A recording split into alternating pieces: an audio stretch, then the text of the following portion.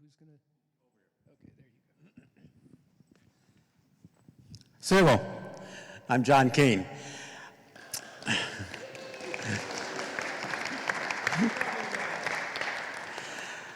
First, I want to welcome all of you to the event here and to help celebrate this book and the man behind the book. You're going to hear from all of us who have contributed in some way to the book. But before I do that, there's a couple of things I've got to do. I've got to acknowledge our friend Yogoine Oaks and the North American Indigenous Center of New York. It's funny because originally Yogoine introduced me to Matt Peterson and Malek and these guys way back when, and then I reintroduced them for this event. So they connected up, and it's her organization that has brought this event to fruition. So I want to thank Yogoine. There are people that are here from all over, in some cases all over the world. So there's a lot of people that have come from different places here. Certainly from several different Native communities. I got some friends from Cattaraugus, where I live, in the western part of what is considered New York. My good friend Jesse Spring from the Tonawanda, Seneca territory. And there's folks from Akwesasne, Ganawage, and again, places all over. But we also have a special guest. And since we are holding this event in a territory that was really, I mean, it's ironic. I hate to use the word World Trade Center, but it kind of was. This area was a center of commerce for Native people. But the hosts of this place were the Mohican, the Munsee, Delaware. So we have a guest who's made the trip home, essentially, and I wanted to give him an opportunity to welcome you to his ancestral home. So let me introduce Matt Putnam.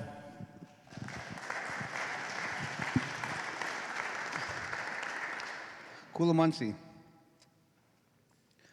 This is the traditional territory, as you said, of Mohican, Munsee, and Delaware people. We refer to it as Lenape Hoking. And it's a real honor here tonight to be sitting here with our relatives. I'm really happy we were able to have this moment.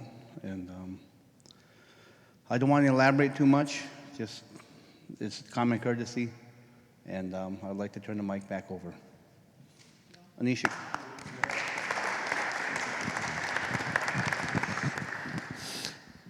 As Ruda-Nishuni, it is our custom to do what we call an opening, or the Ohunda Guriwadekwa. It's the words we begin an event, a gathering with. And so I'd like to introduce Orunyadago to do a shortened version of what can sometimes take hours to really include all of the things that you're acknowledging.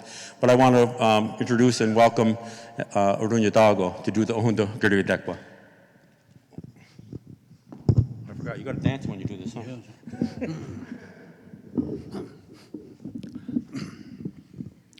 Nagadi wahene asko daum sioste to kara ni gawana. Ne wahene konto with the waya daroro ge uma yo kara tserate.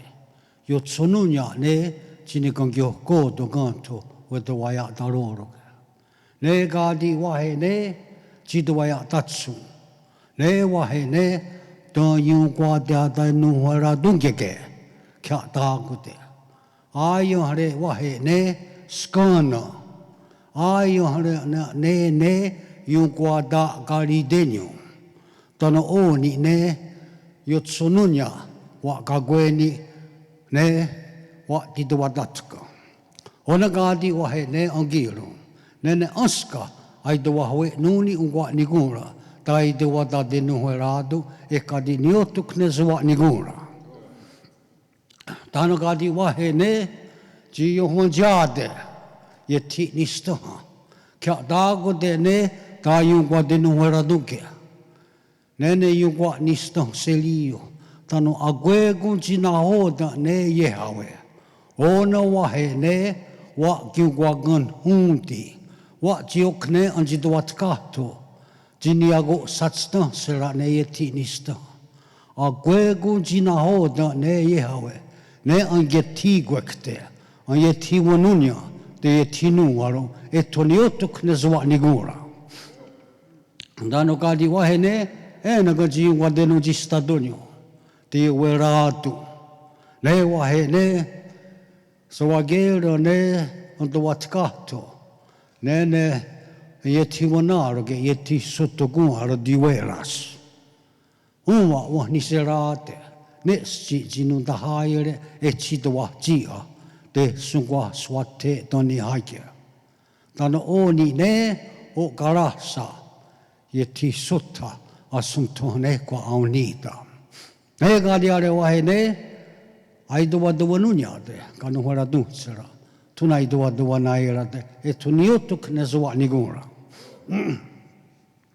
Ona gadi wahe ne, anta waro, ka satsta sera sa oyera. A kwe kune jidwa ya tatsu, yungwaya, ka nuene ta yungwa de nuhera dungeke, ne ka satsta sera a yungwa dunse, ka ya taget hatsera. Ne gadi wahe ne, unkwe hungwe, ka nyoke haga, yukwa nu shunitu, aya kwaro, ka satsta sera sa oyera. Chi te wanu warum. Ne gadi are wahe. Ante wadu nunya dana kwa kawanios. Te wadu nuheratu. Ka satsno sala sa oyera. E tuniotuk suwa nigura. Tano gadi wahe ne. Ise oni ne jiswaya tatsu zwaya na hoda ne. Te suwa dinuheratu kia dagude. A gwego gadi aga na ne. Ya tena ne. A yungwali wa niguna. Ne ka di jina te doa tere, wa di doa da de nuheratu, e tuniotik suwa niguna. Ta ne to.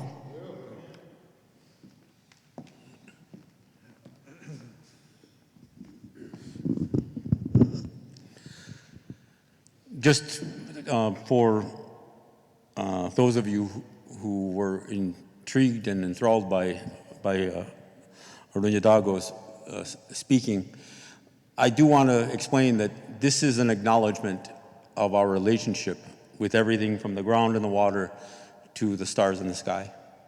And this is what we do as a part of this, the words we say before all else. So I'm not going to paraphrase what was said, but this is what the acknowledgement and this is what those opening remarks are for. All right, so as I said, my name is John Kane. I do a radio show here in New York. I'm on WBAI every Thursday from 3 o'clock till 4 o'clock, called Resistance Radio with John Kane. I can do this radio show because of many of the people sitting at this table and the person whose name is associated with this book. Because without the knowledge that I have been gifted from some of these individuals, from the communities that I'm from, and from the people that I've just had the extreme pleasure to know and work with over the years, I could not do a radio show.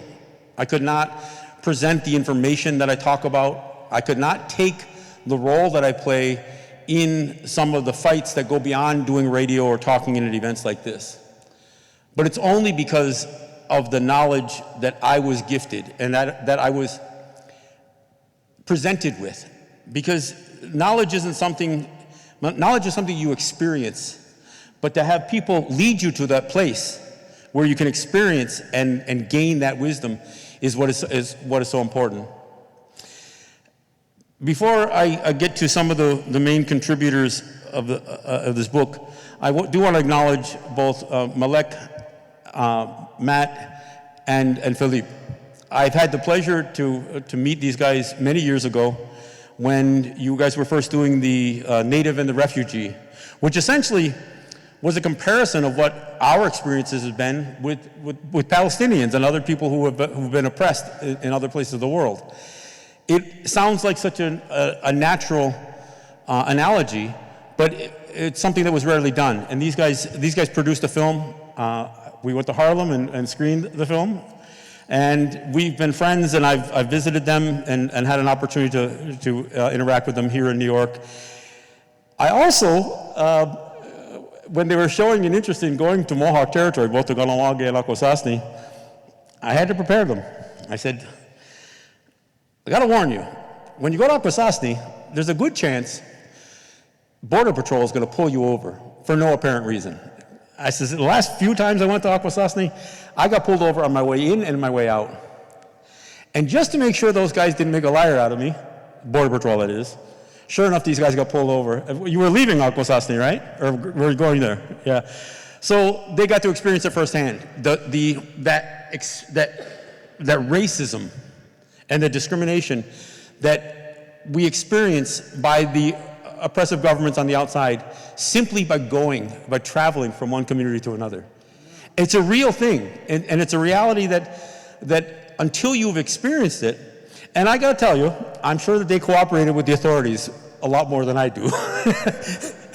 And I advised them to cooperate, but I always felt like if Border Patrol pulled me over, I didn't feel like my work was done unless they got 3 or 4 more cars pulled up behind me. So I didn't cooperate till then. But, you know, and some of our guests are from Akwesasne. So while some of us visit, these guys have to live it. And so they experience this in a way that it's almost hard to explain.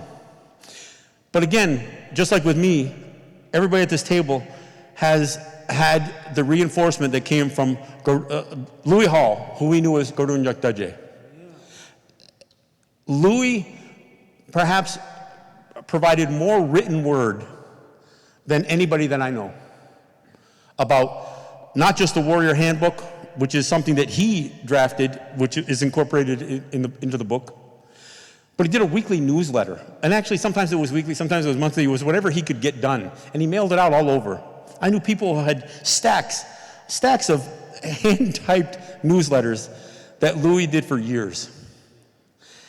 He influenced so many of us. And we have much of that written material, and that's what is the basis of this book. And of course, in the book also are the interviews that many of us provided. I wrote a small piece in there. I described what I consider to be a warrior. It's called I Am a Warrior. And we've contributed to this book because it is our way to contribute back to the work of Louis Hall, who we knew as Gorunyak Daje. So we're going to kind of go through. Matt and Malek, I don't know if there's something you guys wanted to add, or, you know, I appreciate the work that you guys did and bringing Philippe to do this work. And I'm hoping that the launch of this book and the influence this book can have, both on Native people and on non-Native people, can be inspirational and educational. I'm hoping that we can inspire the young people to do more than we did. You know, I mention it all the time that I'm proud of the work that we did. You know, we really advanced this idea of sovereignty and our autonomy in ways that previous generations struggled with because of their own obstacles and because of the things that they had to face. But I can look at my children and my grandchildren and tell them that we did the work. And because of the work we did, that manifested in things like the formation of Ganyange, the standoff in Ganazadage and in Kahnawake, the standoffs in Akwesasne. All of that stuff was possible because we stood the line. And we fought everything from taxation to police to military. And sometimes we had to fight our own. So as I hand this over, and I don't know if we're going to go right down the line or how we're going to do this. I don't know, Yogwina, did you have a... Do you want to start with Kahandaneta? Okay, we'll start with, all right, there we go. Well, I don't have to hand him a mic because he's got one right there in front of him. Let me introduce somebody who was probably my first real introduction to being a Mohawk warrior. And you know, this is a guy that I've learned so much from. He even lived and stayed with me in my home for a period of time. He's given the names to my grandchildren and some of my children. So this is a man who really has a special place in my heart, in my life, and certainly in my mind. So let me gratefully introduce Degaruntege.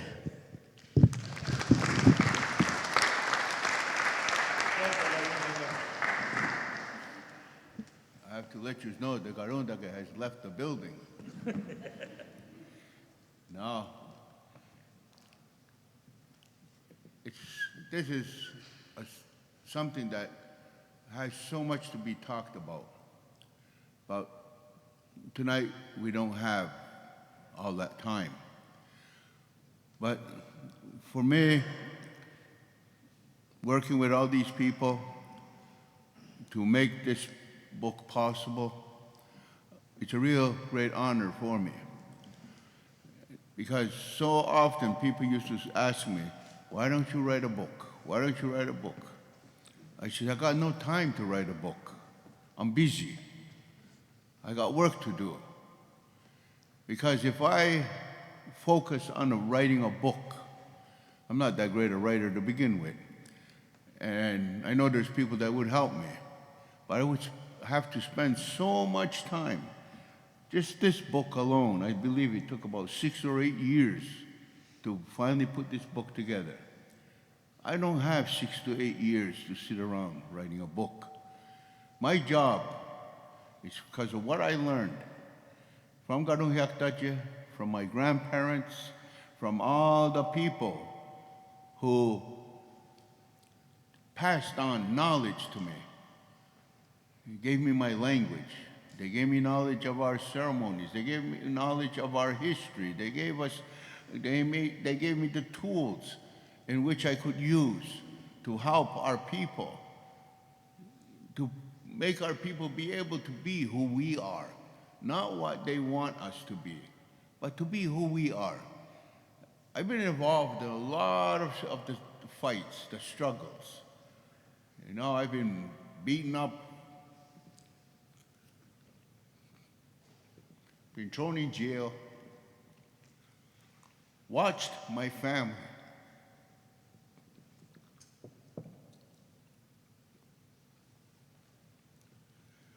and what they had to go through. I've seen families break up because of this fight, because of this work that needs to get done.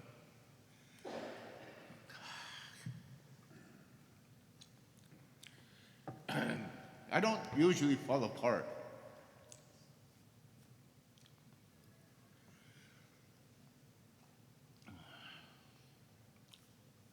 I like to joke around, make people laugh. Even though things are serious, I still try to make everybody laugh. Because laughter is the best medicine. That's what the old people always tell us. Find time to laugh. Keep your sanity. There's two sides to life, and you need to live. You don't just need to exist, you need to live. And these are the things that makes us live. It's the things that inspire us. I've listened to the old people in their 90s, and when I was a little boy, I thought anybody 20 years old was old, but I was listening to everybody. And I always tell people, we all hear things, but it's more important we listen. Because when we listen, we don't forget. It's there. You know, I'm not as young as I used to be. Some people call me old. Some people say, oh, you're an elder and all this. That doesn't impress me. What impresses me is to see young faces. I see young faces here. Some I've known in my travels. Some of you, I've worked with your parents, your grandparents, and some of you, your great-grandparents. And I was proud to know them all. I was proud to be a part of what they were doing. In our way, in our culture, we never put anybody up on a pedestal to put them above us. We're all the same. People like Garung Yaktache, I was one of, I guess you'd say, his students. When I was a young boy, my grandmother told me, says, go visit Karuhiak Tacha. I said, what am I going to say to him? She says, you don't have to say nothing. Just go there. He knows what to say. And so I go visit him. And I went there when he's having supper. And he had the same thing every day. Boiled potatoes, a steak, this French crusty bread, and tea, black tea. And he always saved his tea bag because he's going to use it again. He was not a wasteful man. And when I get there, he just says, come on in, young fella, have a seat. And I'd sit down. And whatever was on his mind, he would start to speak to me. If he spoke of history involving non-native people, he'd talk about Aristotle, and he'd talk about Confucius, he's talking about Einstein, he's talking about everything, Greeks and Romans and the church. He talked to me about these things. And he spoke in English. He spoke in English when he talked about those things. But when he started talking about us, who we are, our history, our teachings, he spoke in Ungwehunwenea. And I was one of those fortunate ones. Growing up, my first language was Ungwehunwenea. I learned English as I grew up. I'm not that great in it yet, but maybe someday. But anyway, that's what amazed me about him. It's like he had a way of switching his mind. It was important for me to hear the history of others in that language, but it was more important to hear about us in our language. So I got the best of, I say, two worlds. And it helped me in my journey in life. It helped me about my responsibility. But you know, today I can be here tonight, and to talk about Garung Haktaja. But there were many like him. He was not the only one. But this was a part that he could do. But everybody had a part. Everybody had a way. Everybody had a gift. And that's what we always got to keep recognizing. Because in our way, in our culture, we don't have heroes. People today beat that word to death. Everybody's a hero. Oh, he saved a cat, he's a hero. Oh, he saved a tree, he's a hero. Oh, he saved that little kid, he's a hero. They forgot what being a hero is. And they throw it around so loosely. Just like the word love. They throw the love word around every day. I hear people, oh, I love you. Even now my people, oh, Gunurukwa. And that, I don't need to hear the words. I need to see it alive. I need to see and know you're demonstrating these things. But understanding what love is, it's something we're all supposed to have. It's something that we all give strength to each other. It's like a corn, an ear of corn.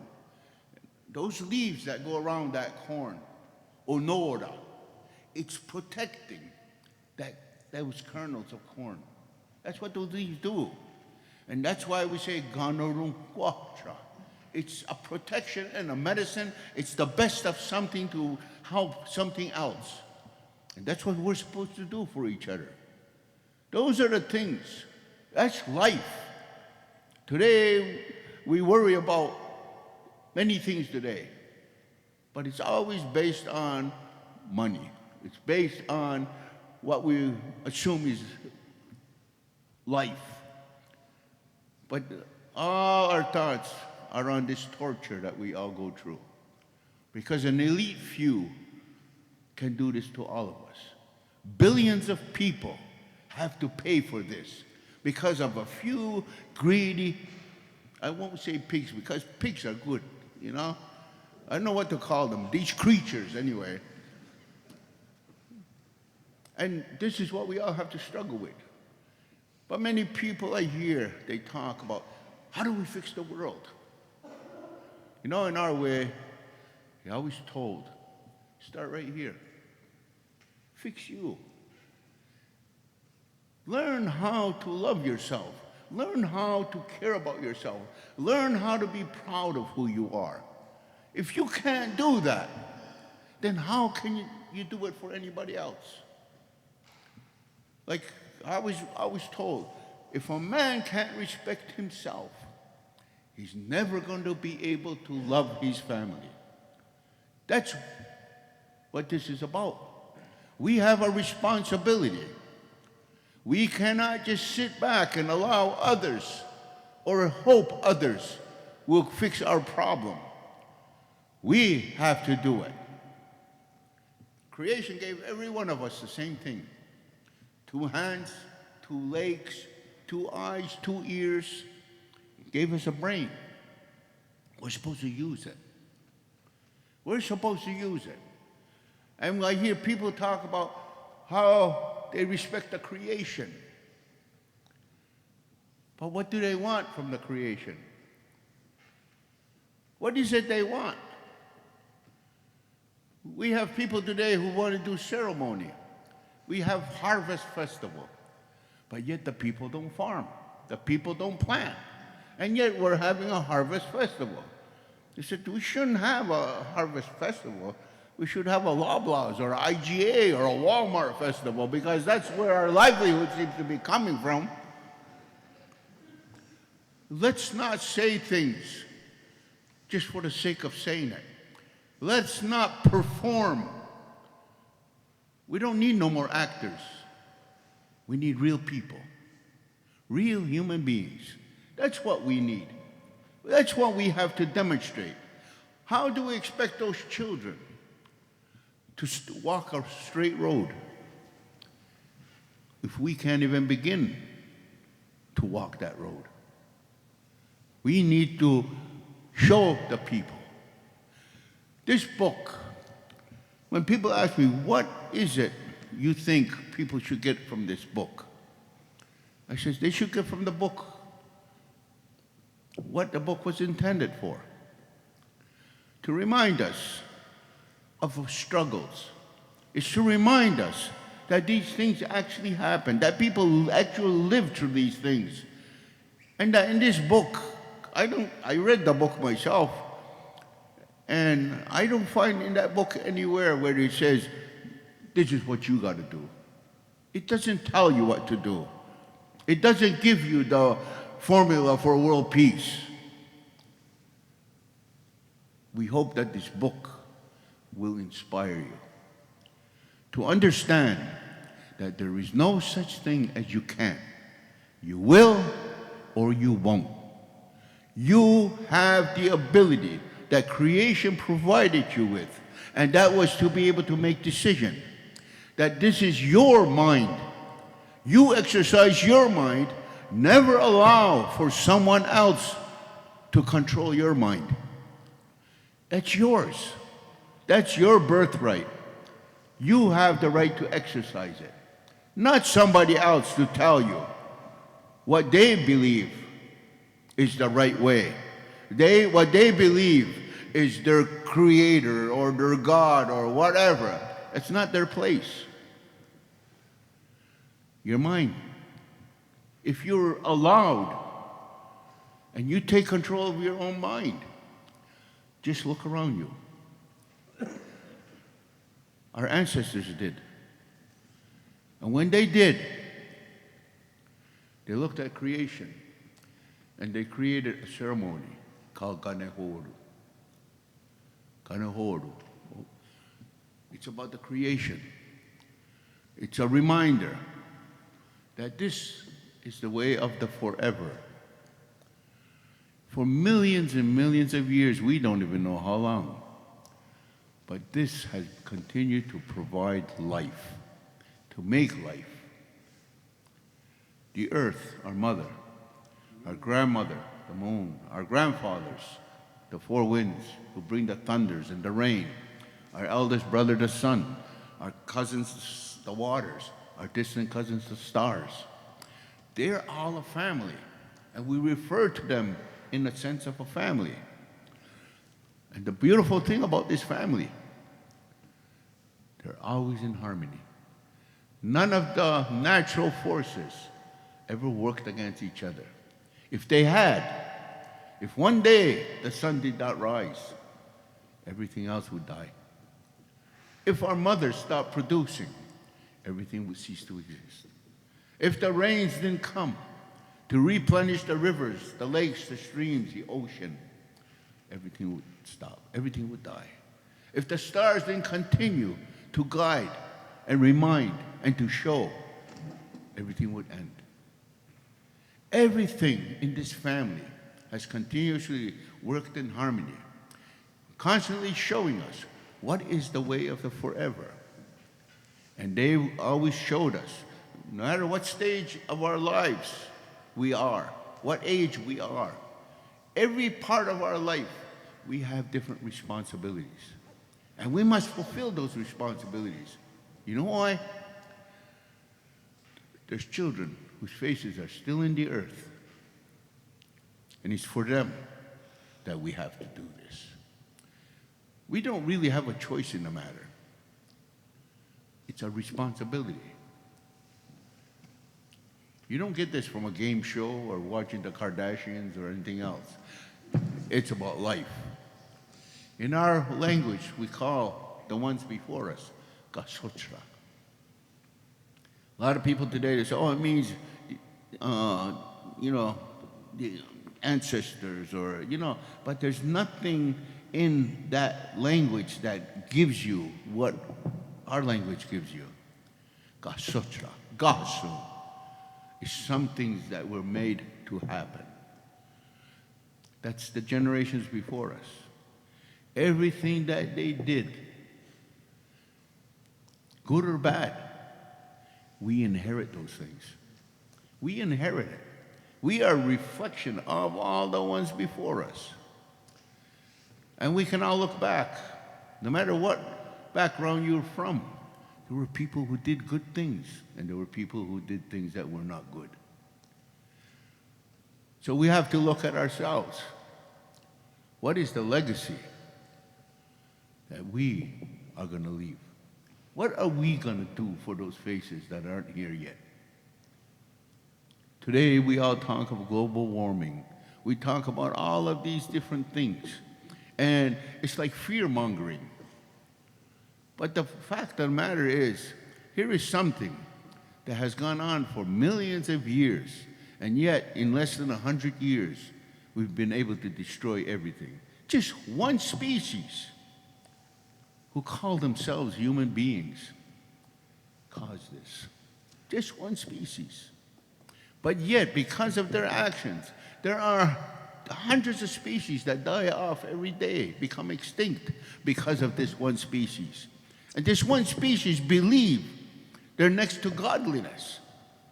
They think that they are the number one. And often I ask myself, why did creation put these ugly beings on this earth? Because they're ugly. Because of the harm that they cause. Now, oh, we're smart. We have artificial intelligence. Artificial. Every time they create something, they got far more problems. And just keep on making it worse, making it worse, making it worse. And people always say, oh, the end of the world's going to come. No, it's not. The end of us. But it ain't the end of the world. There's a great creatures that once roamed this earth called the dinosaurs. They were the king of kings on this land. Where the hell are they? They're not here. They're not here no more. We now think we're the great dinosaur. Yeah, let's keep going the way we're going. And some other creatures will be making museums about us. I'm going to stop there because, like I always tell people, I'm not a man of many words. And there are people here who have probably a lot more interesting things to talk about than I. So I'll just pass on the mic. Nyawako for listening.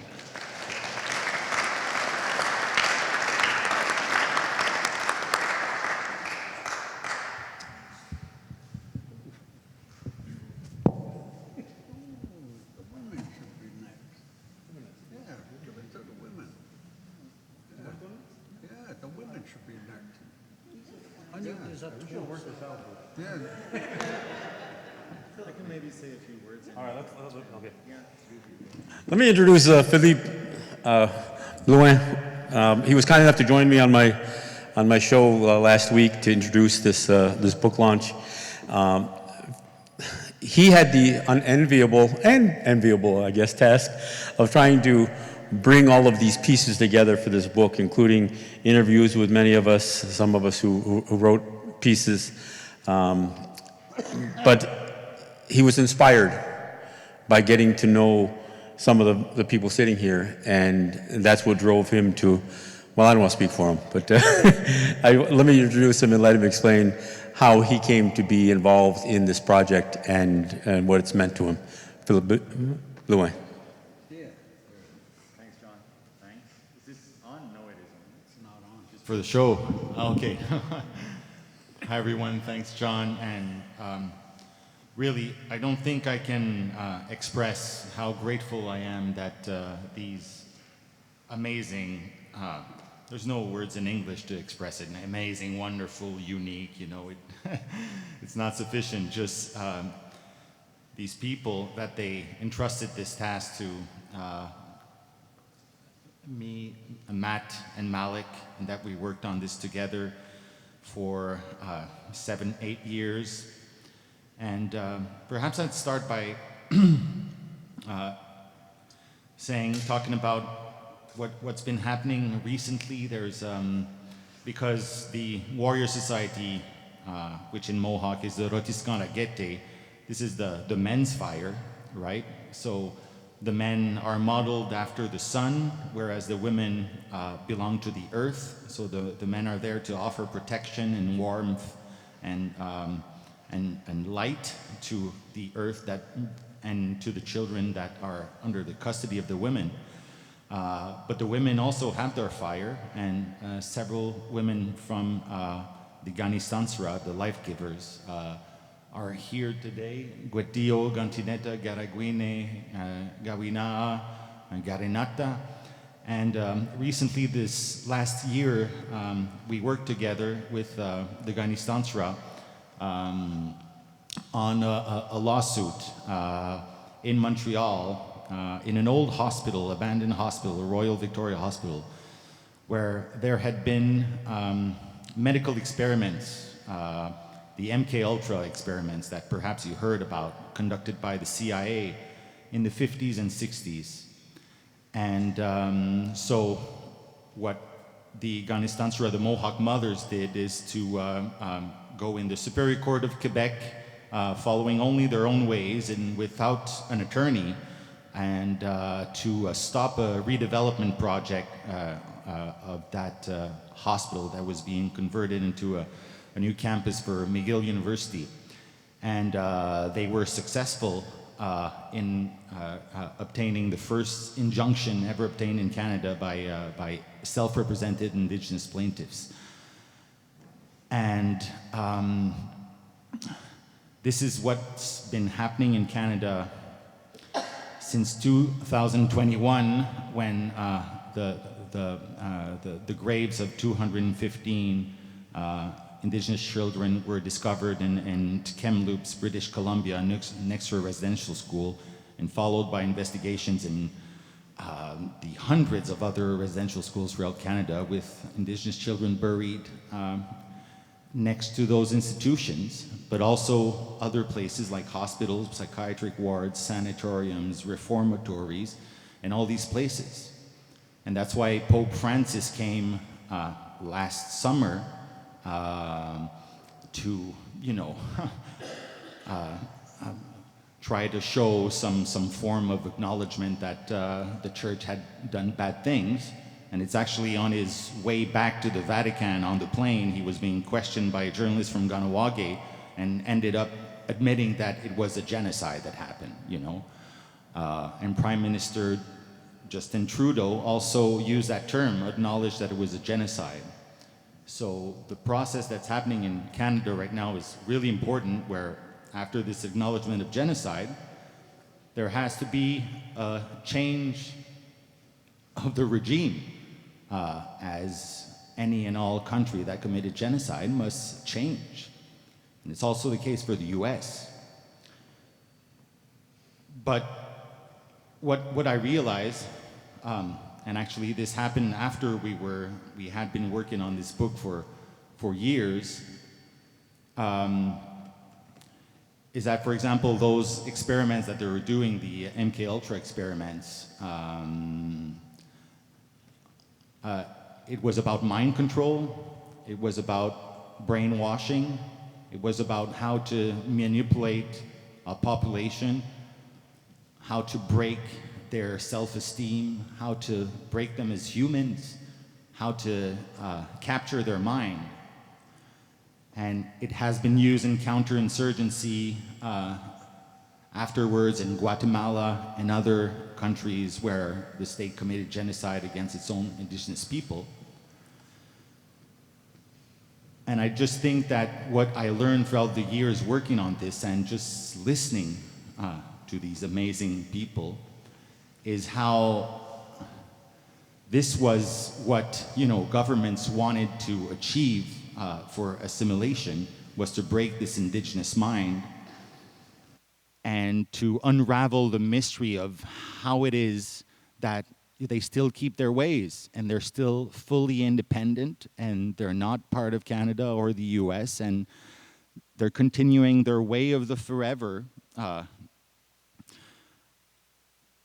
that's in their own mind. And the Mohawk word for mind is omnikura, which means your protection. It's the same word as in this word for love.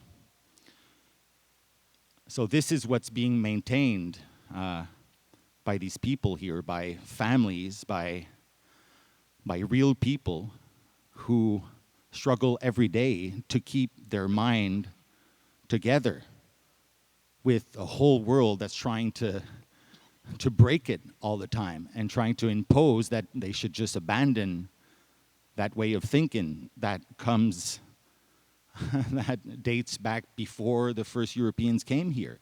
And that was always, you know, just neglected. But in 2023, what sense does it make for a country like Canada to be based on, you know, British institutions from this British Island, the other side of the country, you know, the Commonwealth and stuff like that? It's just, it seems like a bad nightmare that's being, you know, broken now.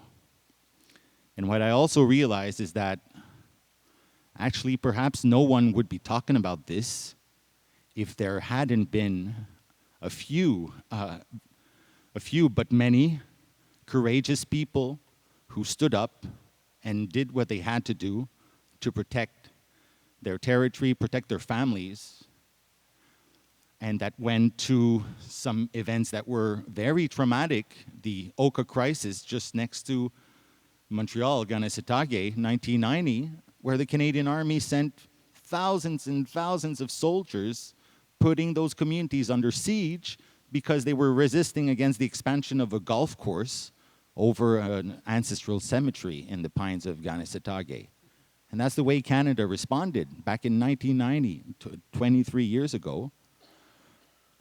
But it's in the years that followed that they launched all these series of Royal Commission on Aboriginal People, and then the Truth and Reconciliation Commission.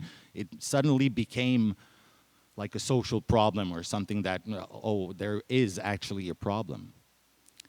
I'm not sure that there would even have been a problem if no one stood up at that time and, you know, kept them from expanding their golf course in the cemetery there and just totally denying the human dignity of past generations.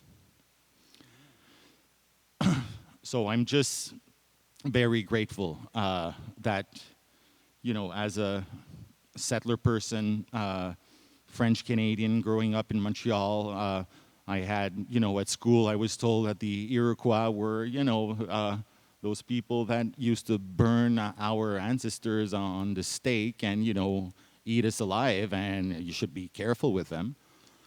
I realize that isn't true. They didn't kill me yet. So. But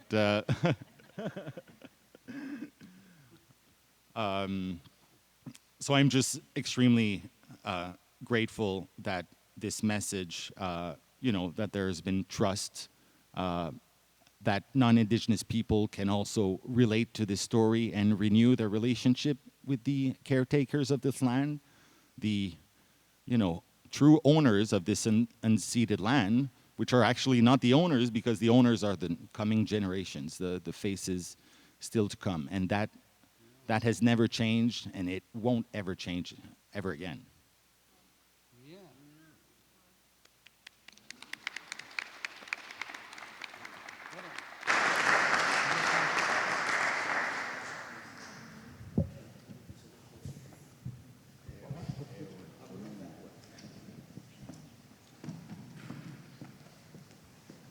Hey, I'm Gahandaneta, and I come from, I live in Kahnawake, and have lived a life, a very exciting life, because I worked very, very hard to follow what I learned from Garunyak Daje. And he told us the history, the true history.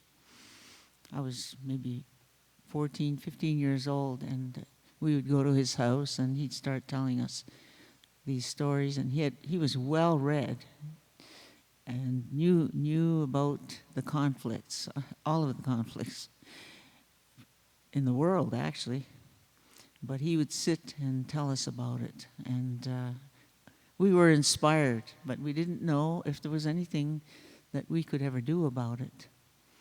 And little did we know that he was implanting ideas in our heads about how to fight back. We had to understand a lot of things, like Unwe means forever. We are the people of the forever. But we were put in schools, and we were told from first day of school that we were going to die out, that there would be no more. And I'll tell you something, that's a form of terror, and that was put in our minds. And we grew up, and we always remembered that as we grew up. And we still think about what we were told about ourselves. But he was the counter to that. He countered that.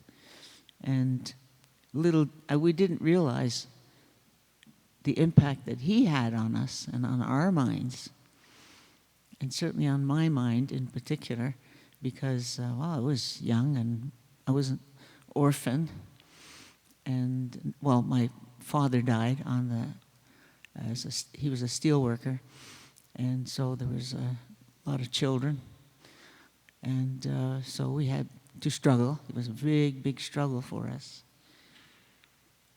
But anyway, we learned about the fear that they kept putting in our minds all the time, every way that they could. And we grew up with that fear.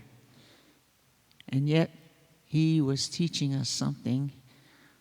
Well, for one thing, I wish we had it up here. He was the one that designed the very famous warrior flag. Does anybody know what I'm talking about? The famous warrior flag? Oh, there it is. It's on the hat there. But there were so many things that he did like that that instilled in us a different viewpoint of ourselves, of our power and who we are. We got to know more of our own history, which we were not allowed to learn any of that in school, and we were given a very hard time if we ever countered what they were trying to teach us in school.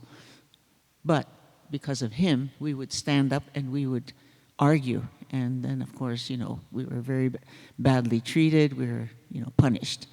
So he influenced people like myself, and I later went on to do all kinds of things all over, with the Red Power movement, with the American Indian movement, and it was, I don't even know how I got myself into all those things. It's just that I was guided into it because I realized that I had the power in me, put into me, to do that, because I understood where I was from and who I was and who my family was, who my parents were and my people were. I understood that, and I understood all this history that he told us about, that we had been through. And of course about the genocide. We knew about that too. That was not supposed to be known. That was so carefully concealed by the Canadian government and by the people that were doing this to us. And their job was to completely destroy us, wipe us out, so there would be no more. That was their plan. And they planned it, and they started in 1924 to have a law allowing them to do it.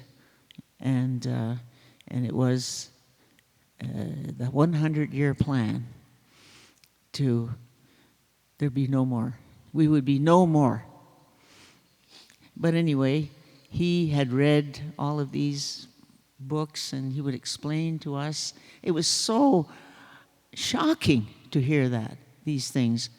And then we were always on the lookout. We were always looking over our shoulders.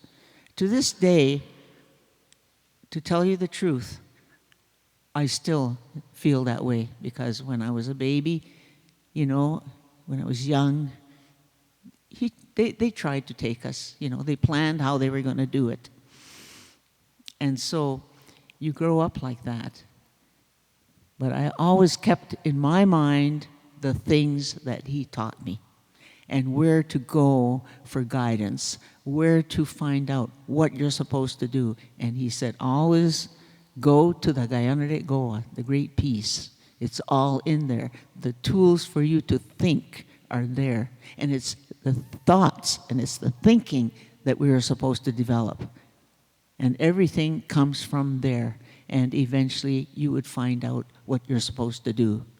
And so when the Gatnistasara, which is the women of all of our women are Gatnistasara, and we take care of the earth, and we're caretakers, and we bring the children, the babies, into the world, and we decided that what had happened in Canada was he was talking about all of these children that are being found, these babies that were murdered and buried, and they're being found all the time.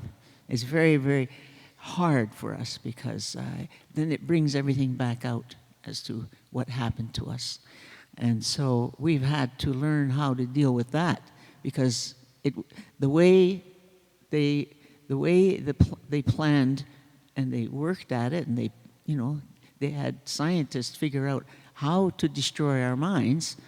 That was one of the things, was how do you plant terror into the people so that they will never recover from it. And I saw that, I realized that, because I saw it in myself. So then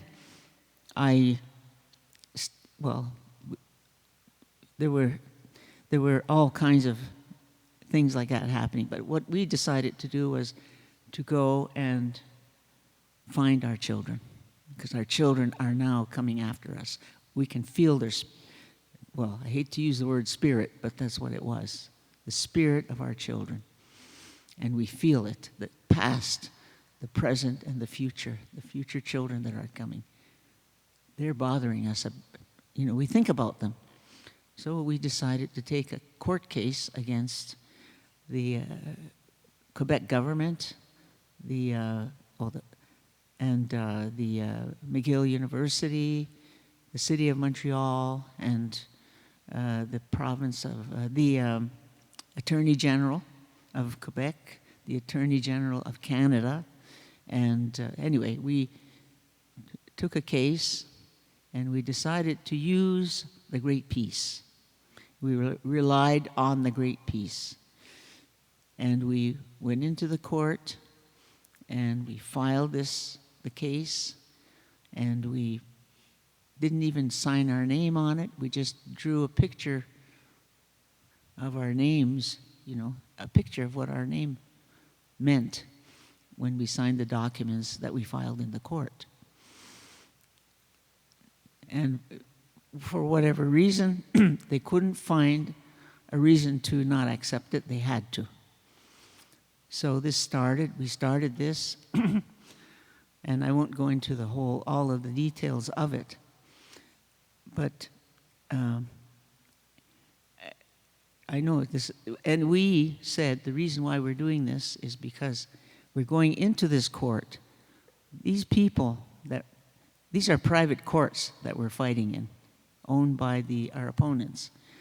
He said, you people do not follow your own laws. You have laws. You're not supposed to be murdering us and doing what you're doing to us. So we're going to go in there, and you're going to explain to us why you're not fulfilling your duties.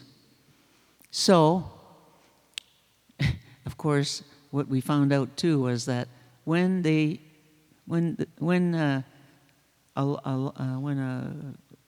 start losing, then they make a new law to cover that one, and then it covers them.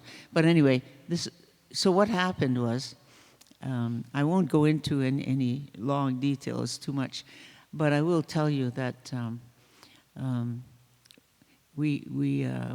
there were about 9 different incidences, and we won. And we had no lawyers and no money. That's how we did it. And we used our own law, our own way, against theirs, and we won. I'm going to tell you, we did do that. And we're right in the middle of it, and I'm kind of careful what I say because, they could take anything that we say and use it against us and charge us with something in the court. Who knows what they'll do? So we're cautious about that. But we're going to win that case. We're looking for our children up at McGill University and all the hospitals that they run, and all the work that was being done there to, well, anyway, if you really want to know about it, it's in Mohawk Nation News. We've covered it quite a bit. It's in there. And look for the last year, and you'll read up on it, and you'll see what we did and how we did it. But it's pretty miraculous because it's changed the law. Our people can now, without a lawyer and without any money, go into the court, use their own way, and they can fight for our land and our children and our people. We can do that now. And we're continuing. We're not finished yet. I just thought I would tell you a little bit about that. Nyaukoa.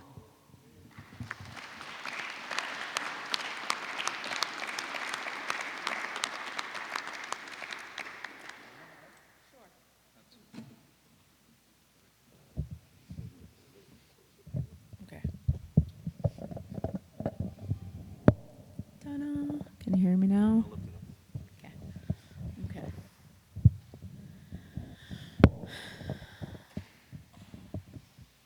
Ta-da. Okay. Segue. Guedio yo jats. Guedio wak skareo okay.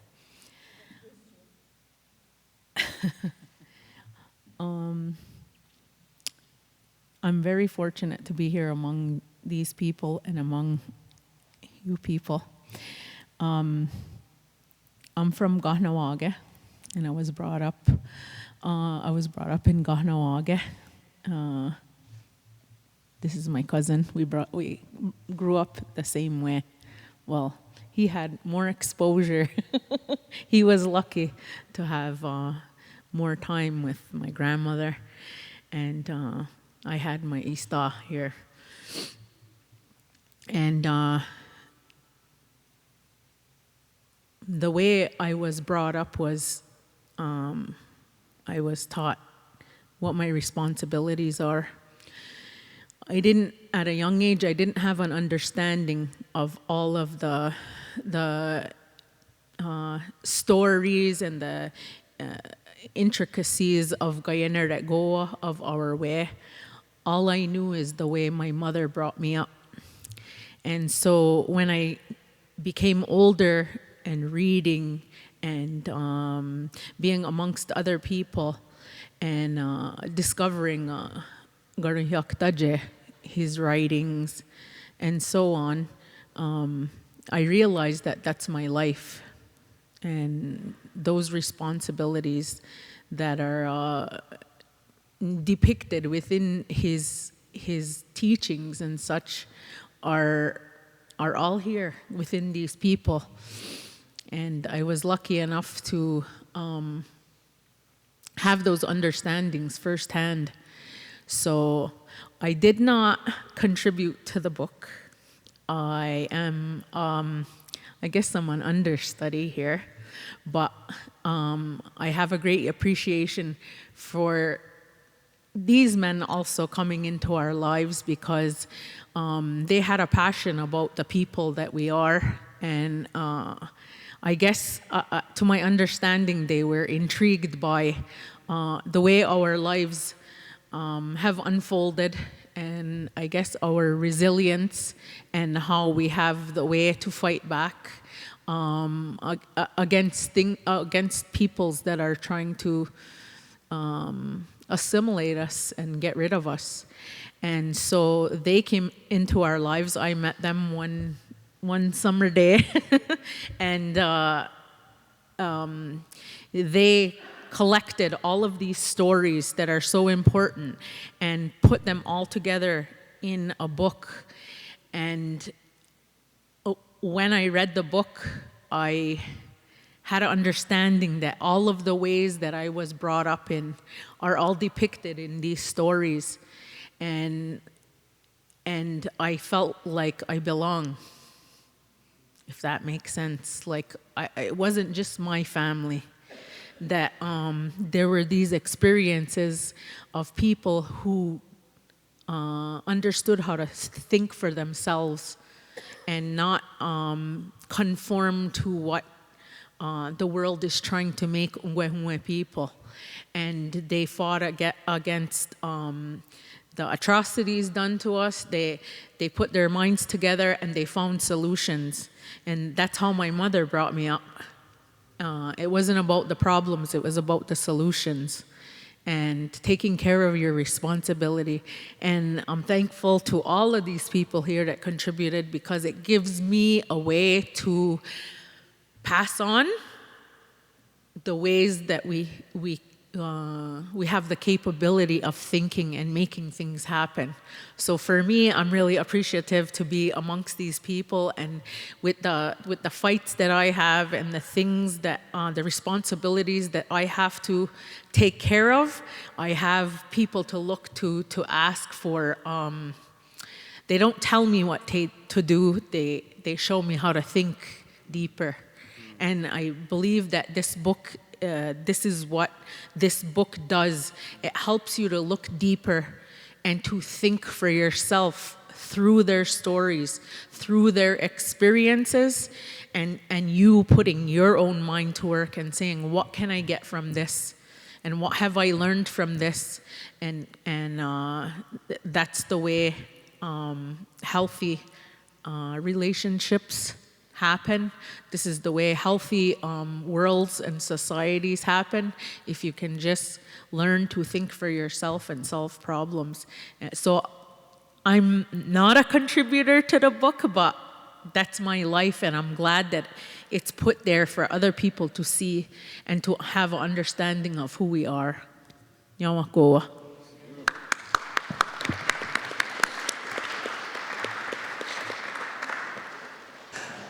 I'd like to introduce Ganasaraga, who is someone who's played a real big part in many of our lives especially in the longhouse in Aguasasne.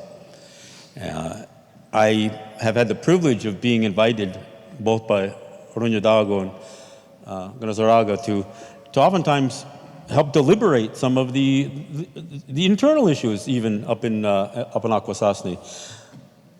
I'm Ganyogeha. My family's from Ganawage. I lived a good part of my life in Oneida. My wife is Oneida, and I live in Seneca Territory. So when I travel to Akwesasne, it's not like just going across town. It's a trip, and I'm always well received, especially by these two men, and especially in that longhouse. And they have oftentimes allowed me to help resolve even some of the internal conflicts that arise in any community. So I am privileged to know them. I am privileged to have learned from them, just as others in this distinguished group. And we've seen a lot of conflict in places like Akwesasne, and both these guys have been, so influential in both Akwesasne, Ganawage, and other native communities. So first of all, let me introduce Ganazaraga.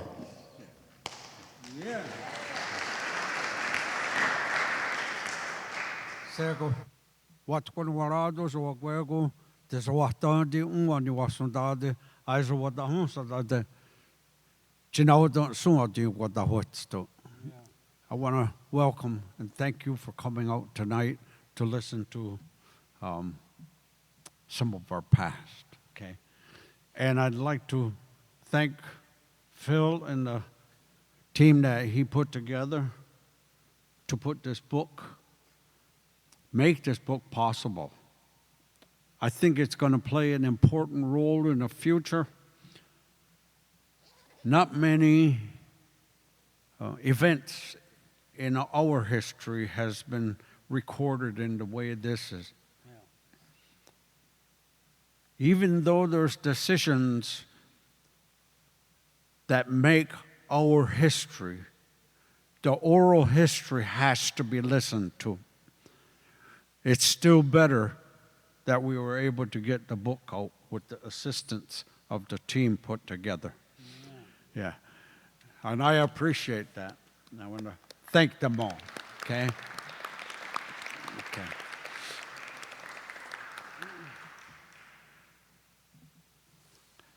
I grew up in a traditional family. My father was a hard traditional parent, okay? If you didn't listen to him, you felt it, okay? Didn't matter if it was once, twice, or 10 times, you felt it till you learned it, okay? That's the way he was. And he had a lot of boys, so he had to be pretty strict, okay? He made us go to the longhouse, made us sit along the wall and listen to what was being said. And back then, in the longhouse, total, 100% my language. So I picked up a lot of what they believed our political standing needed to be in our language. They had an understanding of who and what they were, the way it's supposed to be, not an English interpretation, which changes it. It's not the same thing. Yeah.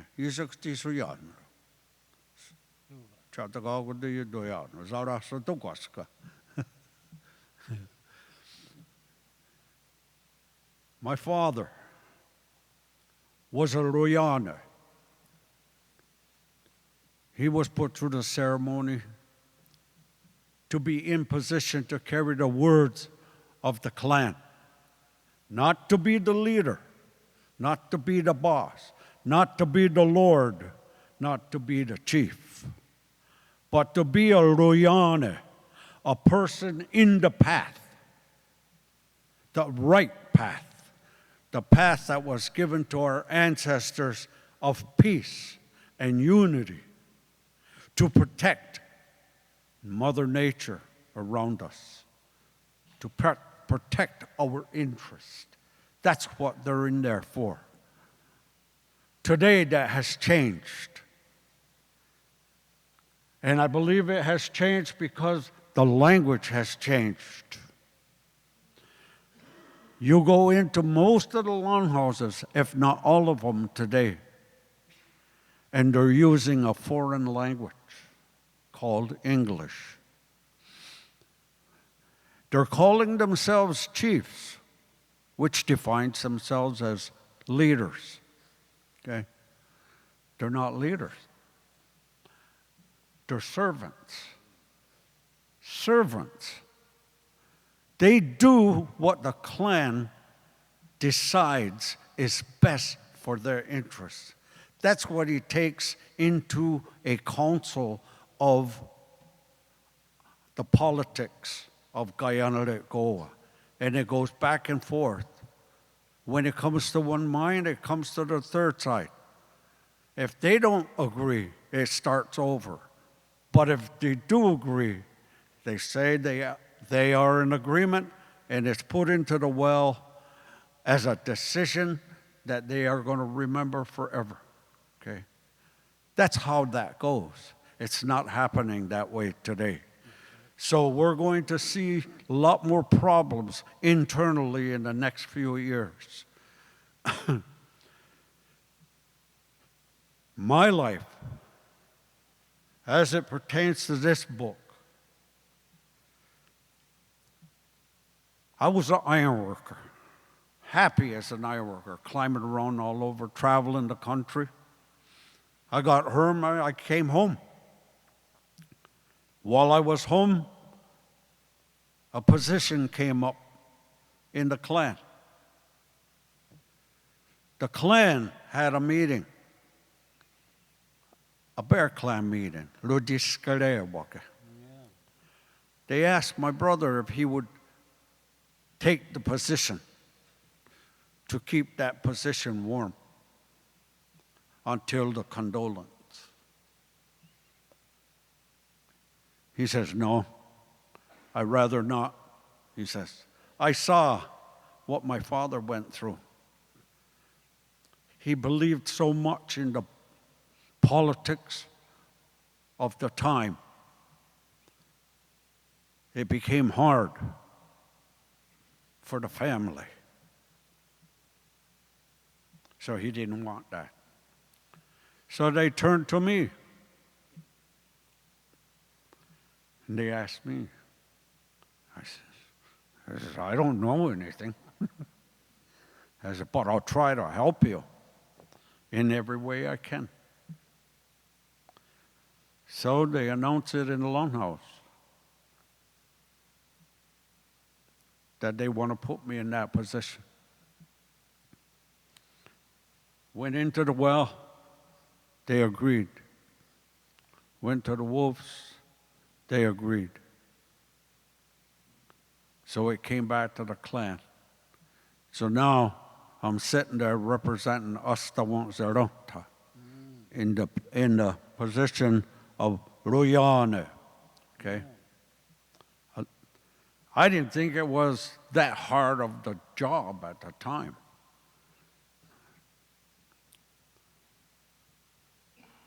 First thing they did, okay, now you're in that position. We finished the meeting. They said, okay, you close. Me close? I said, I never closed a meeting before in my life. So I got up. There was a lot of quiet for a while. So, but I started. I did the best I could. And it was accepted. Went through a lot of meetings. Went through a lot of other area meetings amongst Kanyanka Alka, Ganawaga, Ganasadaga, Taindanega, wherever, pertaining to our interests. The air condition is bothering my eyes, okay? It's cold. Well, anyways, we had all of those meetings, and I start understanding the politics. From that, they started nation meetings, as it's called today. Okay? All of the different areas come together and they would have one national meeting. Learned a lot in those areas.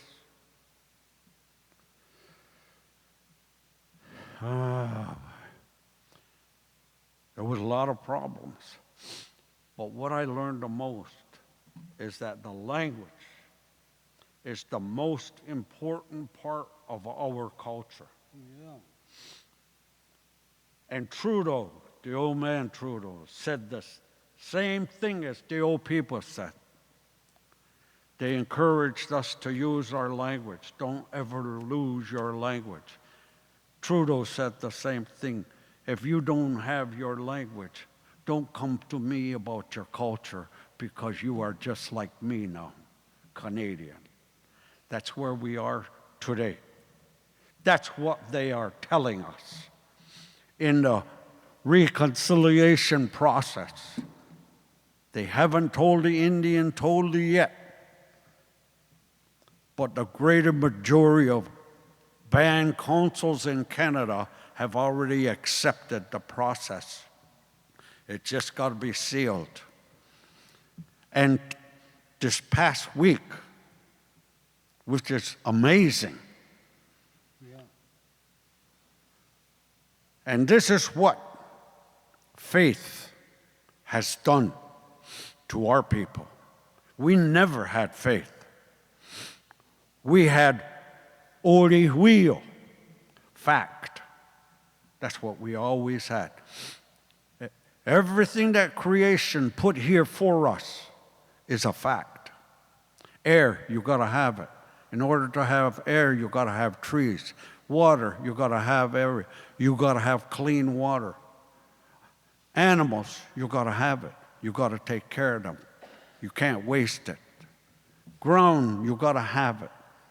Those are all facts. That's what our people believed in when the explorers got here.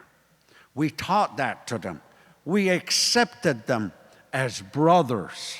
The highest level that we had at the time to accept anyone. We took their hand and shook them and recognized them as brothers. We're the same. Yeah. And we introduced Guyana Goa to them, the great nice path. And they recorded when they got here, it's like Shangri-La. This is like Shangri-La. Oh my gosh, we could take this place with 50 men. We could conquer this place. That's what they wrote down. Instead of saying, we should take this and we should help them make it grow. Yeah. Instead, they looked at possession. Take the land. And look today what they have done. I go around my house and all the trees are dying. When I first got on council, they used to talk about the tree, a certain kind of tree was going to die from the top down. Yeah. We've seen that. But now we're seeing all of the trees are dying because some kind of man-made bug was used to kill something else, but got out of control. And then they brought it over. And another bug, and another bug, and another bug. Now those bugs are killing all of the trees. Yeah. What are we going to do when all those trees are gone?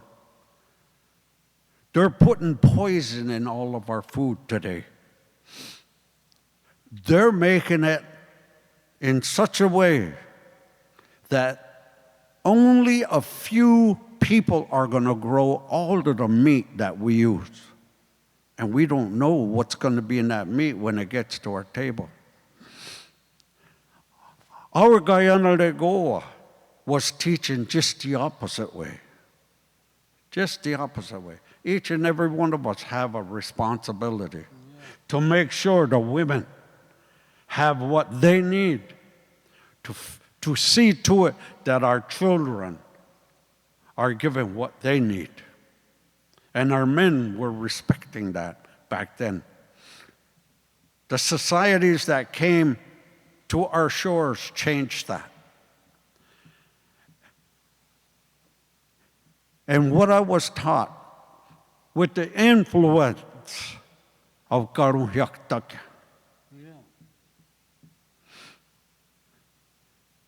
is how to be who we are supposed to be and be proud of it. Don't belittle yourself. Don't let the government officials put you down. Because our history was a great history. Yeah. Those old men that they worked with, Karun Hyaktake worked with, in going to the different community meetings, as they call them this nowadays, the stories that they would tell were stories that were told as stories but were history. They put them in a story form, but it was our history they were telling. And that's what they always did. You go to the Grand Council, from the National Council, you go to the Grand Council. Now you got brothers, younger brothers, older brothers. Our Guyana de Goa says certain things have to happen there. 49 families, 49 decision makers, and one position that has no clan mother. Yaguyane. It doesn't mean clan mother. It doesn't mean that. But in English, which everyone is using today, clan mother, everyone with a clan that's a woman is a clan mother. But there are certain individuals that are put into a position that is a Yaguyane. Yaguyane, just as the male, Ruyane, okay?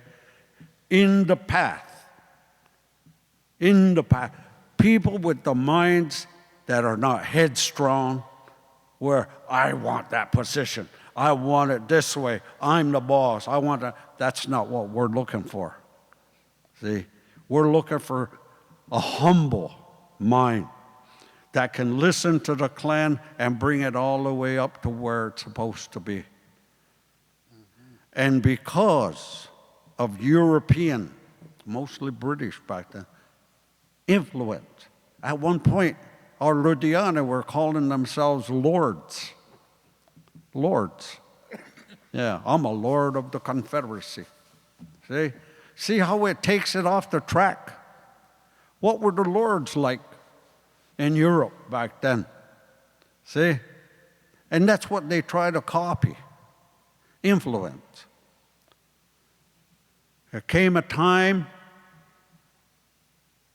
when Masons influenced Rudiana, the 49 families. Yeah, there came a time. And because of that, when Handsome Lake came with his message of faith, was accepted by some. As times went on, it got stronger and stronger, to the point where those chiefs, those lords, now are saying, in order to put up a chief, Ruyane, you have to be a follower of the religion before you can hold a position. That's dictatorship. You can't do that, not in a free. And the same thing is happening now in what is called the United States. See? Because people are being entertained by TV, by the iPhone. All of the sports that you see on TV and the iPhone, government puts so much money into all of those things just to steal your mind. And they talked about all of that in the Grand Council at different times. Brought our attention to that, all of that stuff, how we were being taken off of the path and onto a foreign path. And Garun Yaktakya played a very big role. He was one man. And he was kind of comical looking. Yeah, when we were young, remember? When we were young, Louis was an old timer. He always wore a hat, a big cowboy hat, like, you know, big brim. And he was kind of humpbacked, right? He was bent over. So back then, the young people would always be getting together to do what they refer to as socials, dances. Young people all get together and they sing and dance and have a good time, learn our social culture. And in between dances, the old people would get up and give words of praise to the younger people, remind them of what the responsibility is of younger people. It's not happening now. Yeah. It needs to come back. Louis' influence was important. His friends. Back then, people like him would go to different areas. There were no hotels and motels. Anybody need a place to stay tonight? Please stand up. They stand up. People come from the hometown. They take people. And they take them home. Hospitality. Yeah, we're all family. What are we afraid of? See? That's the way it was. That's how I grew up. And people like Garun Yaktake made a big influence in my mind after they put me in that position. After they put me in that position, it seemed like I got into nothing but trouble. Yeah. Yeah. I became a big troublemaker because I try to tell it like it was. I try to tell the truth to our situation. I try to tell the people they needed to do 1, 2, 3 in order to stop what was happening to them. And in doing that, terminologies again. Everybody knows why the word warriors was used. Again, that's a foreign name. It's a foreign word. To us, it's Rodiskotagete. There's a word peace in there. In that long word, skona, peace. Slow, skona. Okay? Rudigeta is right here. You're carrying it. It's your responsibility to make sure that the coming generations have what they need to live in their own country. That's what they taught us. Louis was really strong on that, Garun Yaktake. And it comes up. It comes out the way he was. He made a lot of influence in our world today. But it's going to take lots of people. We could all use Guyana Let Go, every one of us, because it does nothing more than to help us survive as one family in this world that we all live in today. If we could all think like that, doesn't matter what color you are, doesn't matter. It's what's between the 2 ears, what is put in there. Like Paul says all the time, you hear something, you don't follow it blindly. That's why you were given that mind to watch over you. Za nigunra. That's what it's saying. It's watching over you. See? So you hear something, you dissect it, take it all apart. Let your mind make the decision. But think about it. That's what Karuyaktagya taught us. Think about it. Yeah. Don't follow blindly. There's too many influences that want to make you a slave. A slave. Right now, we're paid slaves. You have to go to work every day. You have to. That's paid slavery. Okay?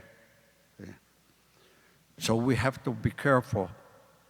What is going to happen on the next step in the world? United Nations, everybody thought it was a big, important facility being put in New York City. What's it turn out to be? Yeah, a big problem. They're not doing what they started out to do. Yeah, they send soldiers different places. They're involved in the new world order that's coming about. They're playing a big part in that to control your life in the future. Karuyaktagya pointed all of that stuff out to us. Watch what's going on. Stay alert. Be careful. Take care of your interest. I'm thankful that I got a chance to meet him. I didn't finish earlier the way he was when those socialists would come along. When we were young, we'd watch him. We'd watch him and we'd joke at him. Look, he looked like a train. He looks like a train. Locomotive going down in a circle. And we used to get a kick out of it. But it was nice back then. Everybody had a good time. We'd have a big, really good time at those socials. Thank you for giving me a chance to tell what happened to me because of the influence of people like Karuyaktagya. Now, yeah.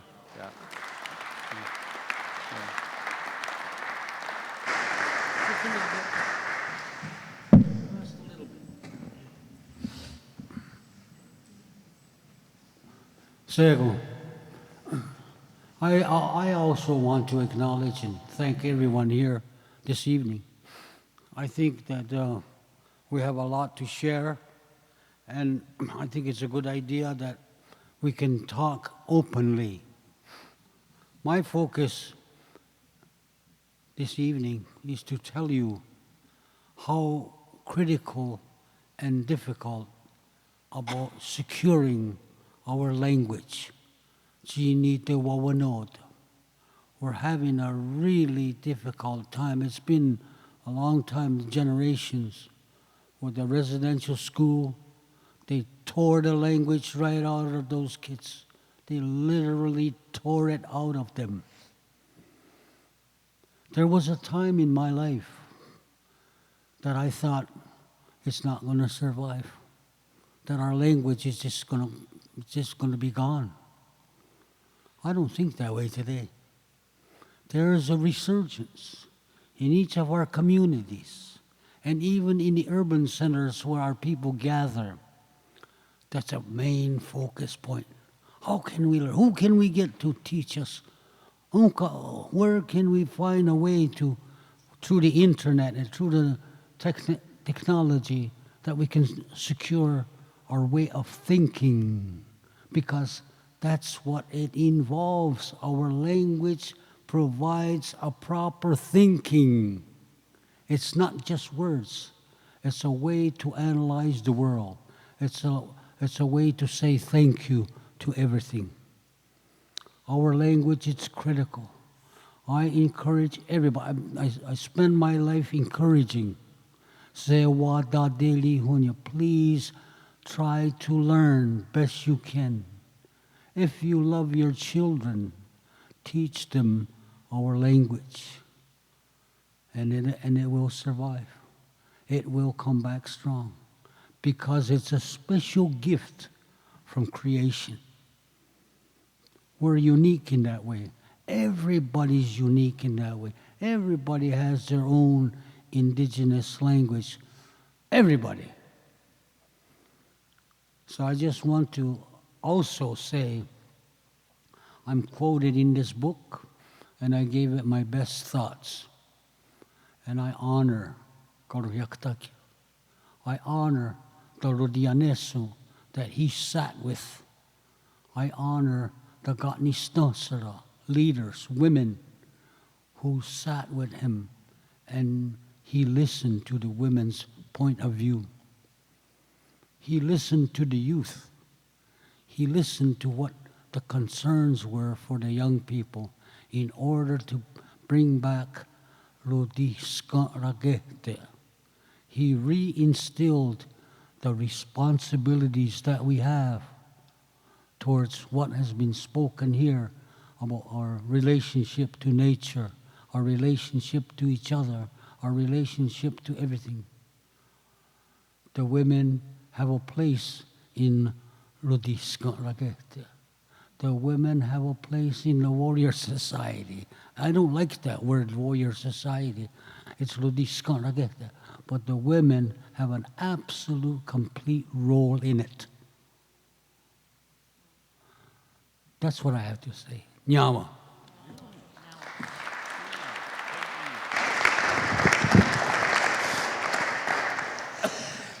You guys have had the honor to hear three of the people that have really helped the language be sustained.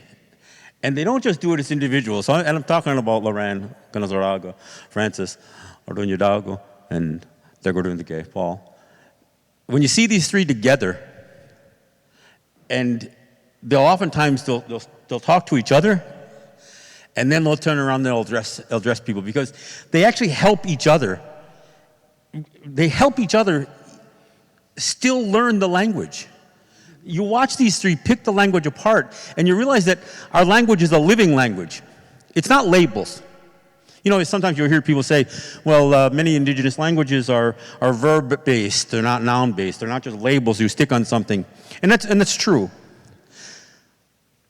But I know that I'm among the people who've had the privilege of seeing these three guys really break things apart. And again, when you talk about, dissecting, they continue to dissect the language, even today. And no matter how well versed they are individually, when the three of the men get together, it is really a thing to behold. So I want to thank all three of you for being such an important part of that. So.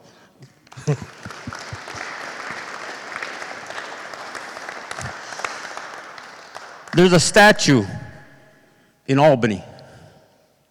It's at the Capitol. It's a statue of a guy named Philip Sheridan. If you don't know who that is, there's one thing that most people associate him with. The phrase, the only good Indian is a dead Indian. And they got a statue of him sitting here at the Capitol in Albany. Well, a guy who was credited with really institutionalizing the residential schools, a guy by the name of Colonel Pratt, right? Was it Pratt? He quoted him.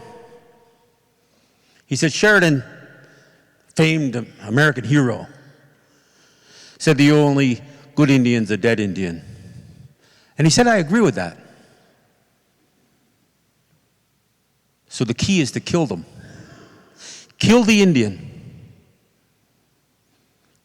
but try to save the man. Kill the Indian, save the man. That was the strategy of the residential schools, boarding schools in the US and Canada. And kill us they did. Canada proudly says they went through their Truth and Reconciliation Commission, issued a report. What is it, 34 action items or 37 action items. They didn't follow a single one of them. Among those action items was the very thing that Gahantanet is working on, trying to establish where children went that never returned home. So yeah, we see reports come from Canada every week. 100 children were discovered with ground-penetrating radar around a residential school. Our people knew they were there. They knew they were gone. So this ground-penetrating radar that the native people are enlisting with engineers to find these mass graves and these unmarked graves. We're doing it. The U.S. hasn't even started. That Colonel Pratt, he was associated with Carlisle Indian School in Pennsylvania. They had marked graves and unmarked graves. They had 200 gravestones there. Some of them didn't even have a name on it. They said unknown. Why there wouldn't be a name on it, since they took away our names and put biblical names on all the children anyway. But Carlisle Indian School also sent hundreds, and by some estimates as many as 700 children on the verge of death home so they wouldn't die under their care, under their watch. There will be tens of thousands of children discovered at these residential schools in Canada when all is said and done. There are 3 times more residential schools in the United States than in Canada. So there will be somewhere between 50 and 100,000 children discovered within these school grounds. Assimilation, and these are the children who died. Assimilation is genocide as well. We heard assimilation mentioned. The definition of genocide is creating the conditions that will force a people to cease to exist. It might include killing, taking their children, sterilization, killing language, destroying culture. When the Pope came to Canada, he didn't take responsibility for the genocide. He didn't take responsibility for the residential schools. He actually said the church is, not the church. He apologized for what other dioceses had done, not what the Catholic Church in itself had done. He passed the buck. Recently, he repudiated, or the Vatican repudiated, the doctrine of discovery. Didn't apologize for it.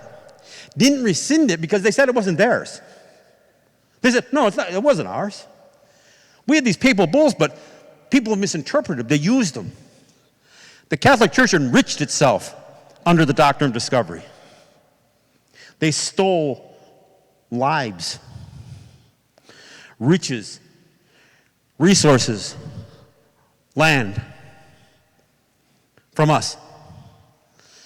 So to hear the Catholic Church say, it wasn't really our fault. We repudiate, we reject the idea of the doctrine of discovery. It became codified in law in the US, in Canada, Africa, Australia, all over.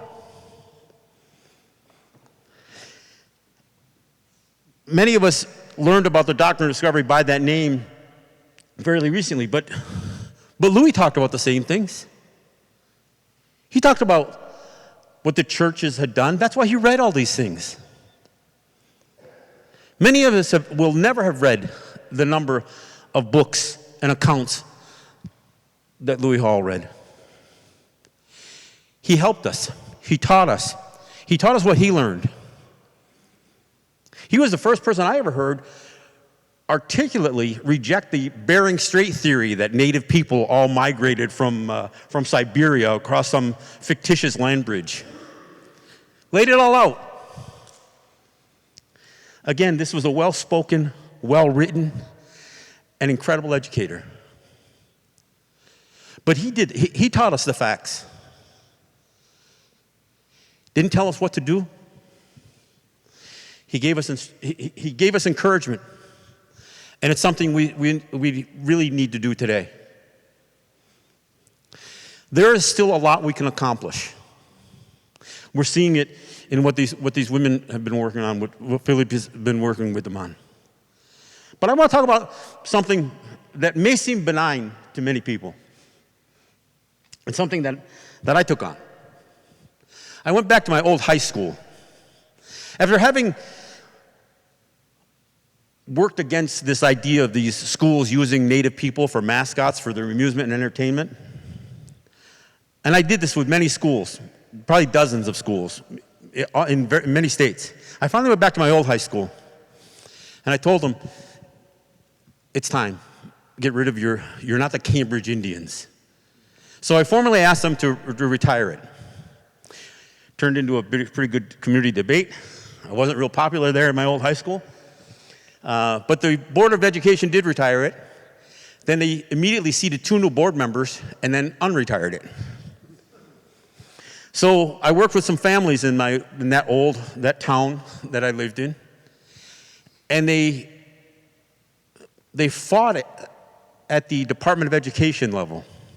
Not through the state legislature, not through a governor, because that governor's no fan of ours, and we're no fan of hers. Nor are we a fan of the political system. So we used an agency that was supposed to be involved in oversight of those public schools.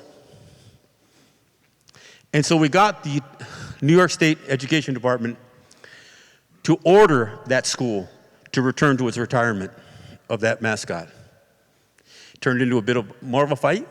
My old school sued the state and lost. Then I started pounding on the commissioner of education. I said, you could do it to one, you can do it to them all. So a couple of weeks ago, the Board of Regents for the New York State Department of Education voted unanimously to ban the use of all Native mascots in all New York State public schools.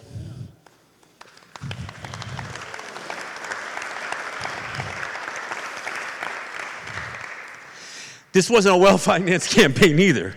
There were no lawyers involved. There was no, paying PAC organizations or any of that other stuff.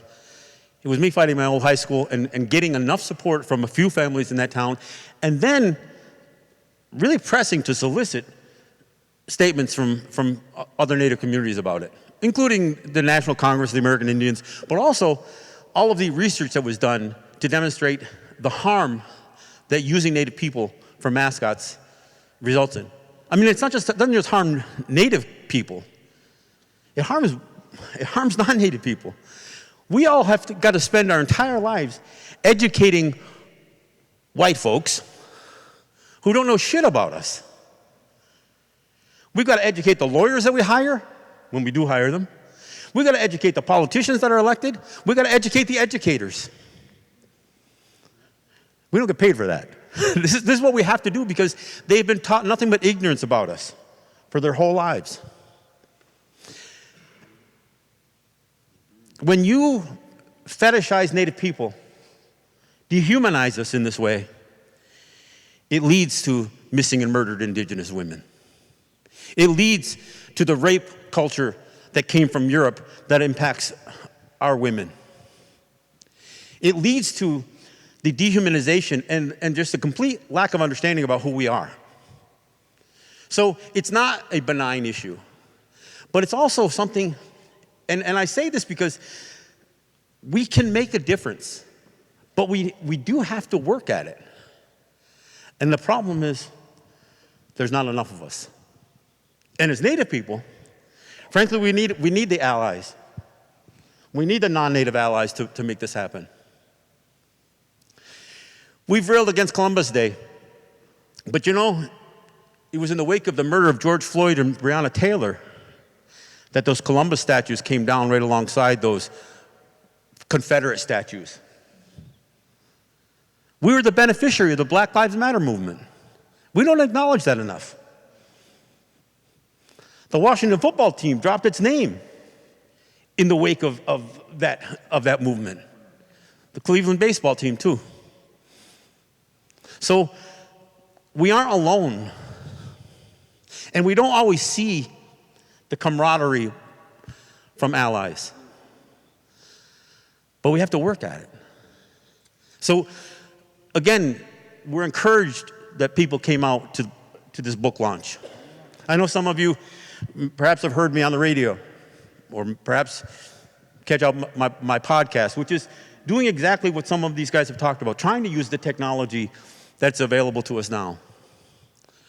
I'm not saying we're great at it, but I'm hoping that younger generation is going to be better at it than we are. And that's what we hope more than anything. With this book, we hope there will be inspiration for our young people and for your young people. Because we can't fight you all the time. We need your support. And that's what we hope to see out of this. We hope this book inspires some of that. The plan was to well,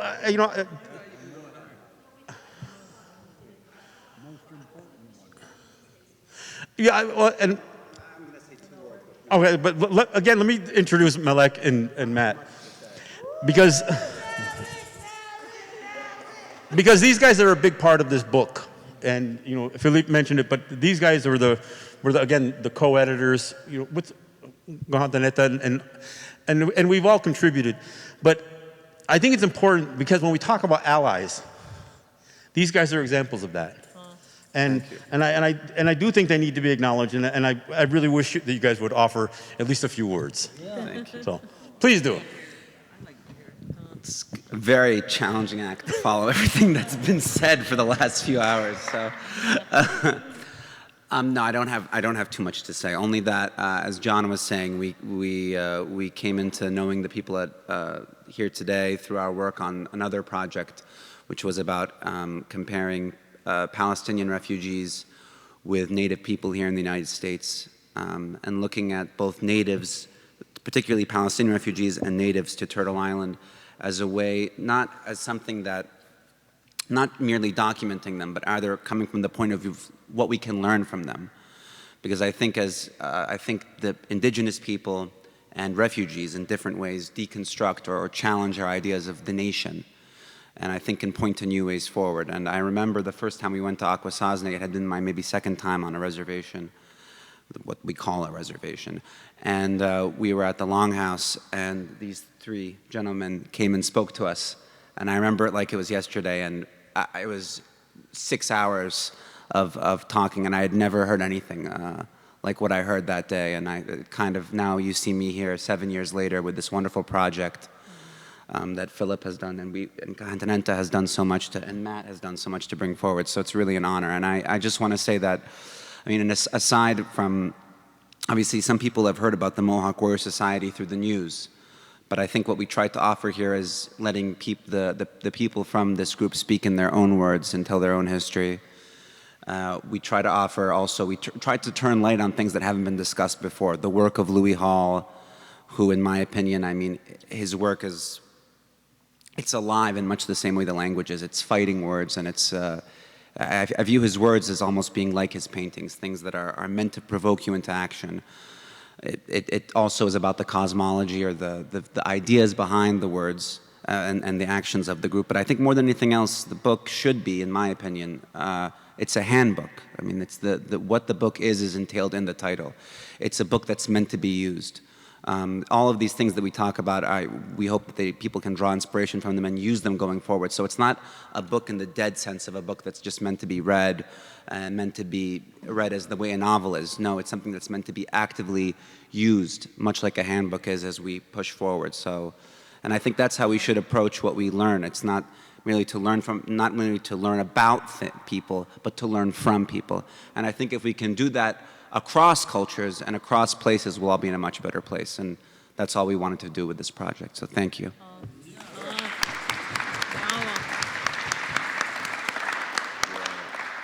this this on? Is this mic on? Do you hear it? Sound guy? No? Yeah, it's coming. Here, you want to take Keep this Do off? you hear Can it? I Yeah, just look at it's on, this? it's on, okay. Yeah, thanks. So as Malik was saying, we were working on a project about, American Indian reservations, federally recognized reservations, of which there's more than 500, in the United States. But we chose Akwesasne specifically because it has a very interesting dynamic in that it spans multiple borders. It spans the border of the United States and Canada, and it spans the border of New York State, the province of Ontario, and the province of Quebec. So just within this space itself, you see all of these dynamics, both of kind of settler colonialism, of kind of state formation within North America, but, as we've been hearing for the last couple hours, the acts of resistance, the acts of kind of demonstrating sovereignty within these dynamics and how these strange kind of juridical imaginary lines came to be and how they were resisted. And I think that was something that was really striking for us. And of course, this kind of legacy of the Mohawk Warrior Society being kind of sensationalized in some ways in Western media as kind of armed native people with guns, in camouflage, masked with code names, having these kind of resistances with the American and Canadian governments. We really wanted to understand where that came from.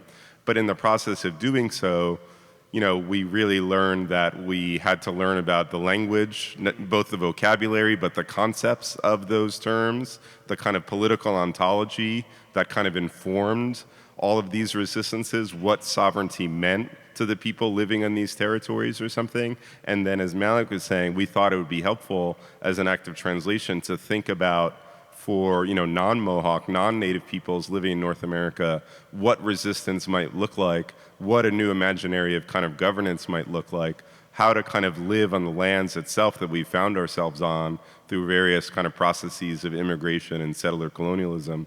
What would that look like? And to try to learn from people who've resisted these kind of horrific, nightmarish processes of settler colonialism and still do to this day, to really kind of enter into this collaboration to think about. So initially, Malik and I were working on a film and documentary project. We made a number of videos with the people who are up here about Akwesasne, but we really realized that, there's so much here, we really have to figure out how to put this in a book, because the information, when we first spoke to John Kane and we were like, we want to learn more about the Warrior Society, but there wasn't like an 800 number for the Warrior Society. There wasn't an email address for the Warrior Society. There's not a Facebook page. So it took us some time to kind of figure out what the hell we were doing and to explain to people why they should trust us and kind of enter into this collaboration. And it took years, and I think that's why it's 7 or 8 years later why only now do we have this book, is because it took that much time. But we hoped in producing the book that other people can get a head start. Now that we've kind of spent this time and produced and kind of compiled everything into a book, people don't have to do everything exactly what we did and kind of get a leap. And we hope that this can inspire different generations or different people around the continent, around the world, to really think about how do we kind of think about survival and sovereignty wherever and whoever we might be. And what will that look like? What will that mean across different identities or ethnicities or different nationalities or something? So that was really what was inspiring us to help collaborate in the book. And I just want to acknowledge Phil, again, who lives in Montreal, which is much closer to some of these territories, so was much better able to kind of enter into it now, kind of daily life in kind of alliance and allyship and collaboration with the people sitting up here. But I'm grateful that everyone came up here, and I want to acknowledge Yagowine as well for helping really sponsor this event and put the event together. And I'm really looking forward to the work that the Indigenous Center of New York is going to be able to do going forward in the next years ahead. I'm really grateful that she and everyone involved in this group has helped put this together. But again, I also just want to say, we're also grateful to be here and that we were kind of welcomed and invited in to kind of help produce this book, because we were kind of just shocked it didn't exist already. People know much more about the American Indian movement, for example, or other kind of, the Black Panthers, the Young Lords or something. But this history was not really known, was a bit more esoteric, a bit more kind of hidden or something. So we really wanted to produce the book, and we're grateful to PM Press for helping publish the book to kind of insert this history back in. Another thing for Malik and I that we really wanted to highlight, in 1973, the American Indian movement helped do an occupation at Wounded Knee, which maybe people have heard about. But just a year later, some of the people sitting up here helped reclaim a territory in New York State called Ganyange. And it actually still exists, so it's like people think and talk about land back or something. But this is an autonomous territory. It's not a reservation. It's not taxed within the kind of New York State or American kind of tax systems. It's this kind of territory outside of this logic of colonialism and capitalism and liberal democracy or something that's just still there. And it's still, we were fortunate we were able to visit and meet people there and talk to people, a number of whom are relatives to other people here. And I think just some of these histories, when you see them and kind of read about them and document them, and fortunately hear from and meet the people up here that live these stories and live this resistance, it kind of hopefully gives some imagination and hope and kind of sense of experimentation or sense of possibility for what resistance might look like in New York State or on this continent, whatever your identity or ethnicity might be. And I think, this question of allyship or whatever is something we wanted to do. These guys know these stories, they've lived it. We kind of wanted to produce the book for, non-native people in some ways to kind of spread throughout. The book's also translated into French. It had a big kind of cover in Le Monde, the largest newspaper in France. So the book is kind of circulating already in a way that we're really proud and grateful for. And we're just grateful for everyone for coming out. And, we'd love to, I think, hear from some questions if people want to talk. And thank you so much for listening to all of us and coming out and staying so long. But it'd be great to hear from some questions, I think. Yeah. Yeah, so I think that's the plan. I do want to mention one thing. The flag, it was designed as a unity flag.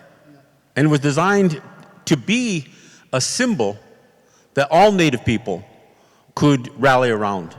And it became that. It became this iconic symbol of Native existence and resistance.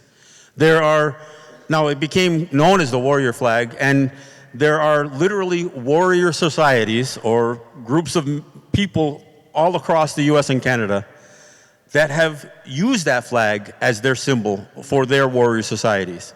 And I think it's important that people realize just how ubiquitous, how familiar that flag has become, and how it's literally been around the world. The Rainbow Warrior from that ship that was stopping whaling, they used to fly it. We've seen it at every one of those sporting events that Loran mentioned. But it's important that people realize that what Louis was creating was something for all Indigenous people to use, and we have. Now I want to turn back to Yogoine. I know she's exhausted because this has been a lot of work, and I know she had help. You have somebody here who helped you? Is Sunshine here? All right. So I want to thank those of you who helped this event, come to fruition. And I know we talked about possibly taking some questions, but I also, Yogoine, I don't know if you wanted to address and ask a couple of questions for anybody here. Before we give you guys a chance, because I think she deserves that. So I want to give a chance for Yogoine. Sego, everybody. Can you hear me? I'm very cold. I'm shivering, so if my teeth chatter, excuse me. I want to first off say, Nyawagoa, thank you so much for being here today with us and supporting the things we believe in, and hopefully learning and taking things to help you move forward in the future. And I hope you grab the book to read about what we've been through. I'm the founder and executive director of the North American Indigenous Center of New York. We're a new organization here in New York State, and we often do events here in New York City, such as this. They say to get to know somebody, you show them who your family is and where you're from. This is who my family is and where I'm from. And to get to know my organization, you would need to understand and have some foundation of that. And I think this book might provide that. That's where I come from. I'm Mohawk. I'm Ganekeha. I've been following these people at a lot of our conflicts, from Oka to Ganasadage to being under siege in Akwesasne even. We've been through so many things, from being like chased down by the army and being barricaded in, being isolated from school months at a time, being isolated for the purpose of keeping us not from going to another reservation to support them while they're in occupation and conflict, and just having like tanks in our backyard, bridges shut down. I was a young child, I think in the 90s. Is what I remember most, is Ganasadage. I was maybe 10 or 11 years old, and being there while they were at the fire, these men were keeping the fire, and really guiding and leading and making decisions along with the women in accordance with the Kainalek Goa, and applying all of those laws, and just really me not really knowing what's going on until time passes, right? And you listen and you learn and you understand, and you're like, oh, like this is who I am. You know, they're a large part of who I am and a large part of my organization. They're kind of just finding that out today, but you know, like yous are really who I look up to for guidance. I'm always kind of hanging around too. Or like, come with me, let's go here, let's go there. And I hope to really leave a mark with our organization in a way that spreads the words and the teachings of the Kainalek Goa with non-natives and people that might not have a foundation or might not have a belief system that they believe in, or a belief system that doesn't make sense, right? Because there's a lot of that happening also. One that's balanced, and one that you know, its foundation and purpose is peace. But with the understanding that peace is not passive. Yeah. Yeah.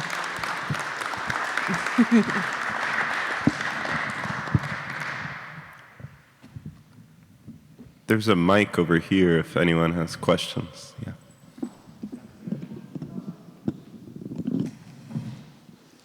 Check, check.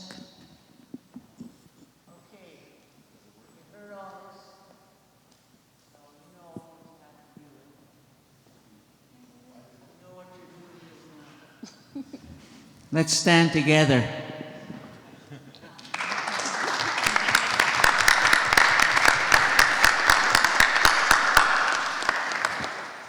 I'd just like to say to Philip and these other guys that since this book's been done, we've helped to do book launchings and and share this wherever we could. But I don't carry a suitcase full of books, and neither does Adirungya Dago or Ganasaraga and others. Some of you have come here, you've gotten a book. But the thing is, in your conversation with other people, a lot of people are going to say, how can we get one? How can we get a book?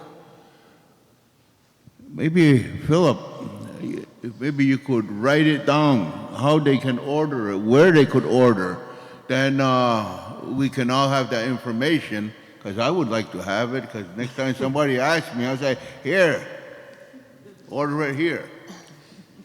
So that way, more people have a chance to get it, because, we need to get a little better at this distribution. Normally, it should be in most decent bookstores and online. If you just type Mohawk Warrior Society book, it should pop up. But then the ones that we're selling here, those are copies that belong to the Louis Hall Gerunakdaje Foundation. So all the money is going to go to eventually, you don't call it cultural center, no, not that word, but a place of learning and apprenticeship. We want to call it the Institute of Higher Learning. And so, because that's what people need. They need to learn. It's like what John's expressed and what everybody here has been expressing, that it's very important. And I even scold our own people. You people are so busy thinking you're smart because you've learned to read, and you're reading all kinds of books from anthropologists and historians and everybody else, but that's from their perspective. That's only from their understanding. But We're the only ones that can explain what has happened, where we come from, because it's in our language. Our language is able to tell us where we have traveled. It's able to tell us of where we are, and it's also our guide to our future. It's in this language. And only we can tell that story, nobody else. Because when anthropologists and historians write, it's from their understanding. And the only thing they can relate it to is their history. You know, just like today, everybody talks calling our families clans. You know, that's not our language. You know, there's just so many things that's not who we are. But we're the only ones that can tell that. And we're just looking for the opportunity for people to be able to start to hear this, to learn this from our people. You know, we've got to look at who we are, not what they want us to be. We're Ungwahungwe. We're not Indians. We're Ungwahungwe. And that's something we need to elaborate upon. What do we call ourselves? Who we really are. And in this, you start to understand what is our culture? What is our lives? Who we are? Why we say things the way we do. It's not the same. English does not begin to even show you. But it's not to say you can't learn. We've learned to speak English. We've learned to speak French. We've learned to speak a lot of languages. Somebody can translate. A lot of our people will say, oh, we can't translate. The only reason they can't translate because the knowledge was denied them. That's all it is. When people ask us, we explain. We explain in the language we're talking to you. We're able to do it. It's because we have the teachings. The old ones before us, they taught us. And that's what we listen to. And that's what we continue to pass on. This is not our creation. This is all the past that our ancestors have lived, what they've experienced. We can share that with you, but we got to do it, not some anthropologist. No. Yo.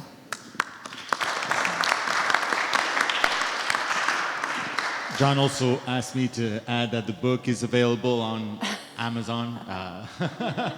Unfortunately, even if we didn't want them to sell it, they'd find a way to sell a copy. But you should buy it at PM Press. Yeah, You go to, we'll get more money will go to where it needs to go if you get it from PM Press. So if you can get it from there as opposed to Amazon, it's better. Thank you. Yawa.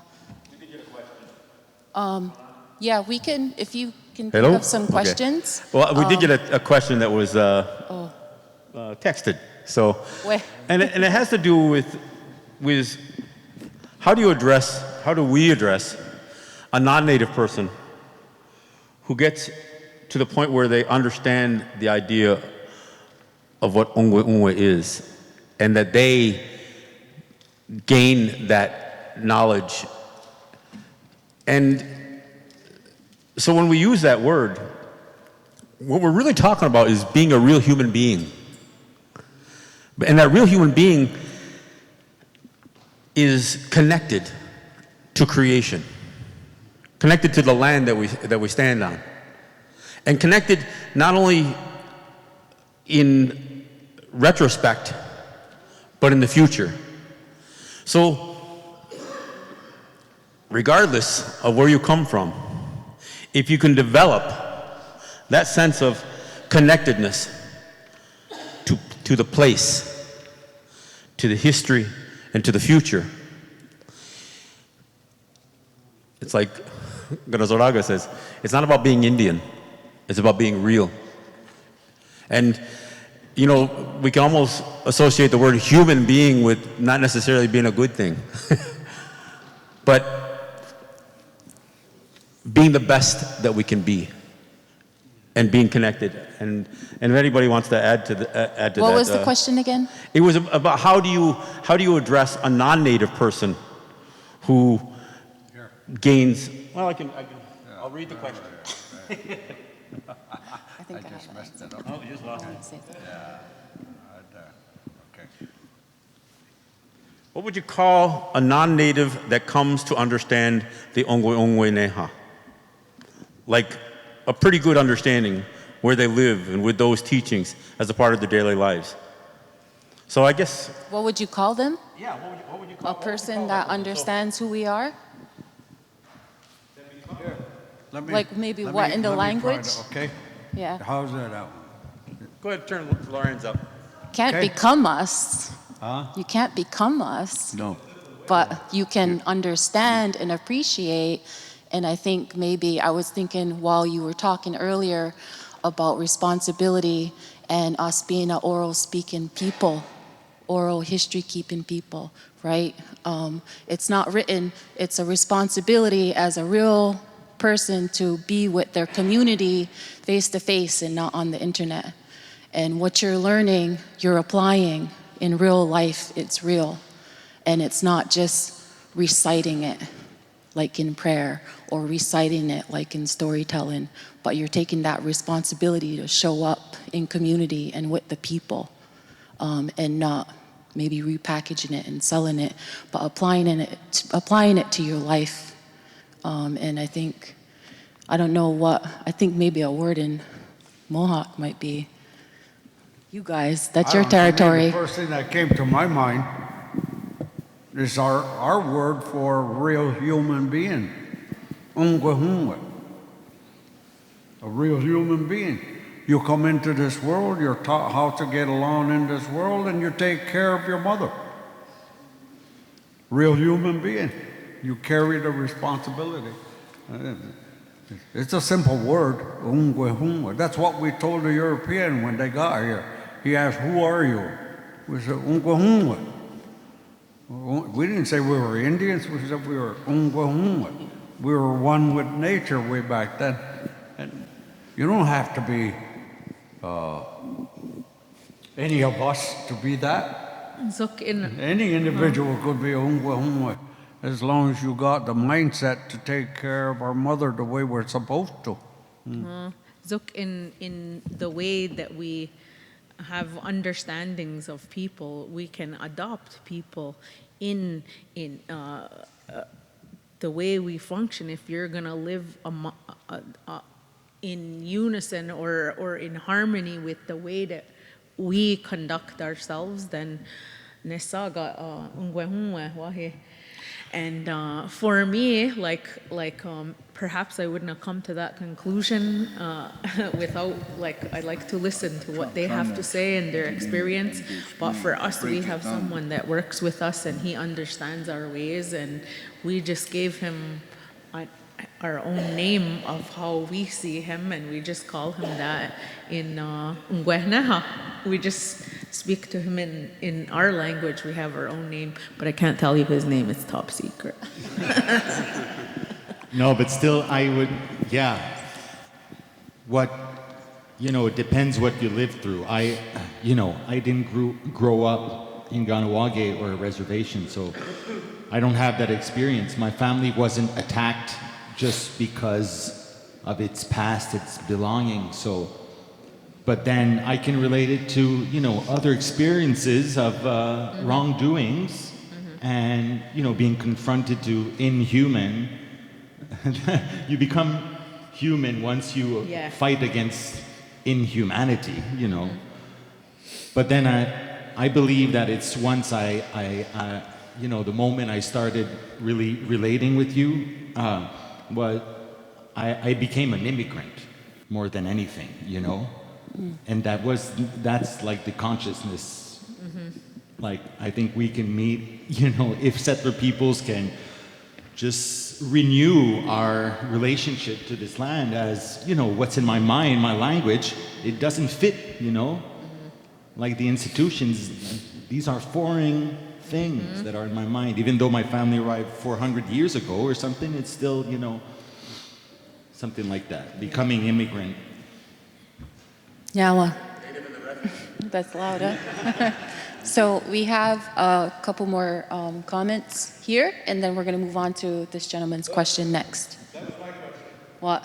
What they just answered. Oh, you. But I just wanted to let people know that this is meant for everybody. I just wanted the non-natives to understand that this isn't just something that can pertain to natives, but this was a message that was sent to the world or for anybody that, and this can apply to anybody. So I don't want non-natives to think that they can't be a part of this, because just hearing you talk and understanding or seeing how you came to understand all of this stuff, how does he fit into this? And if there was any message in the world that had to be, would be this type of lifestyle, how we live, or what was laid out in Garanagoa. Because it's connection with the earth. You're respecting the earth. You're giving back to the land. You're giving back to creation. You're only using what you need. This world isn't doing that, and it's only leading to our devastation eventually. So if more people live that way, and that would be the ideal thing, I would say. I just want people to understand that it's not just for Native people. So.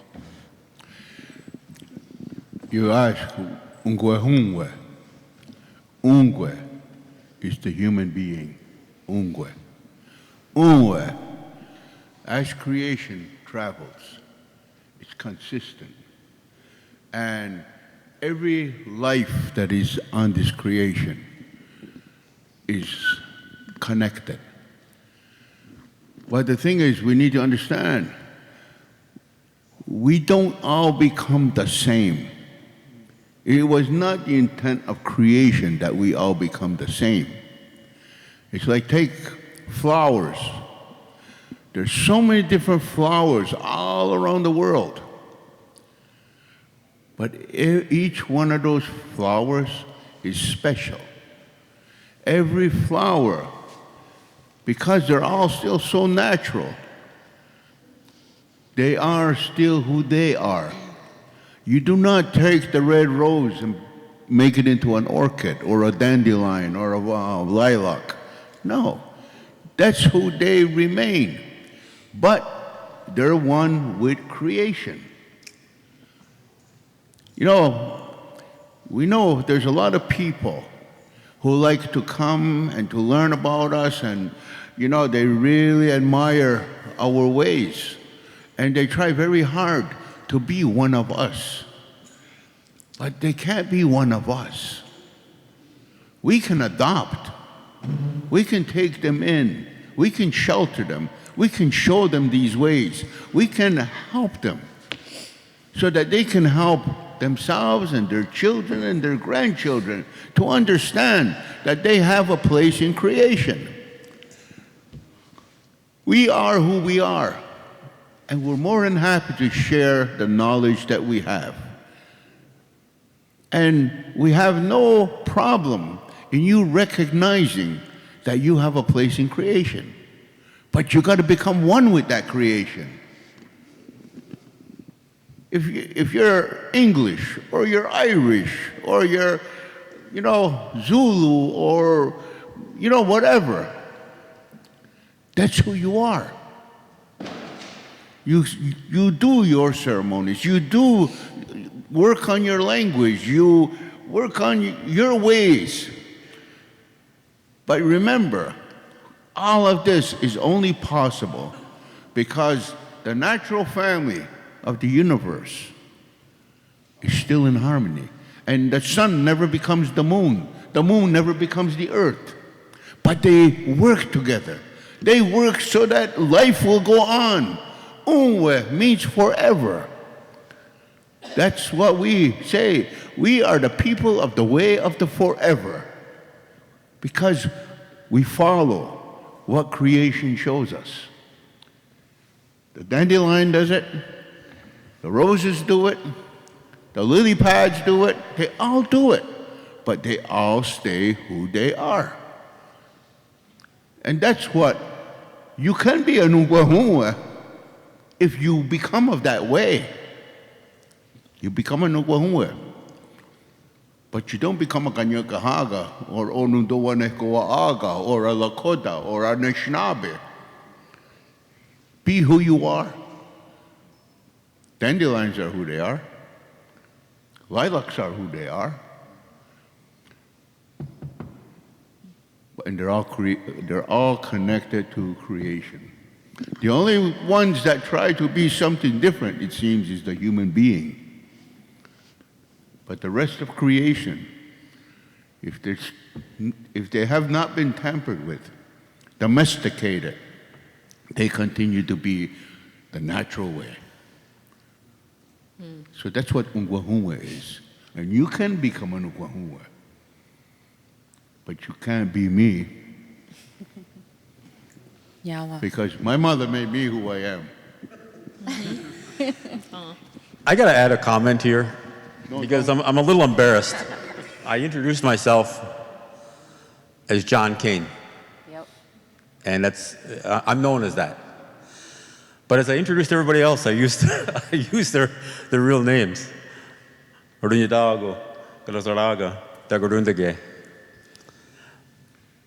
Garhio. So I just want to say that to clear that up. Thanks. Yawa. I think we probably have a good solid 10 minutes left for one more question, if anybody has it. If not, then we could just help out and pack up and get out of here. Does anybody in the crowd have a question or comment? Sure. Oh, yes, thank you so much. And I'm very thankful to be here too. And I see it in the literature that it's in the English language, the colonialist language, and the alphabet. And I understand some native languages are orally spoken, but some languages too have textiles that have a message too. And I was wondering, someone who's learning, if there is a textile that has a meaning in your language that maybe I could probably learn from. Well, actually, there's a website with Gantineda's daughter, Ganietillo, who's also an actress and a very good speaker, where she gives the correct pronunciation of all the concepts in the book. So there's a website in the end pages, I think, and you can listen to everything. So that's already a first step relating to the book. Got it. Thank you so much. Mm-hmm. Well, that's it. Thank you. Oh, okay.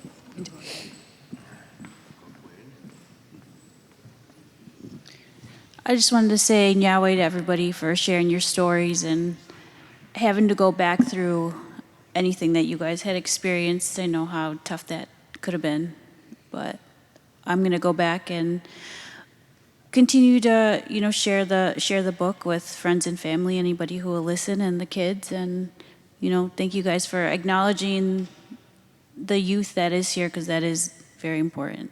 So, again, Nyaweh. Yeah. Yawa. Anybody else? Take a couple more minutes. Okay. This would be our last one. Okay, I would like to share one thing. Years ago, I had a very wonderful Mohawk friend from Akwesasne. Her name was Lorraine Canoe. And I had the honor of actually going to Akwesasne and sending my children there to spend a summer with her so that they could get to know a little bit more about indigenous people here in New York State.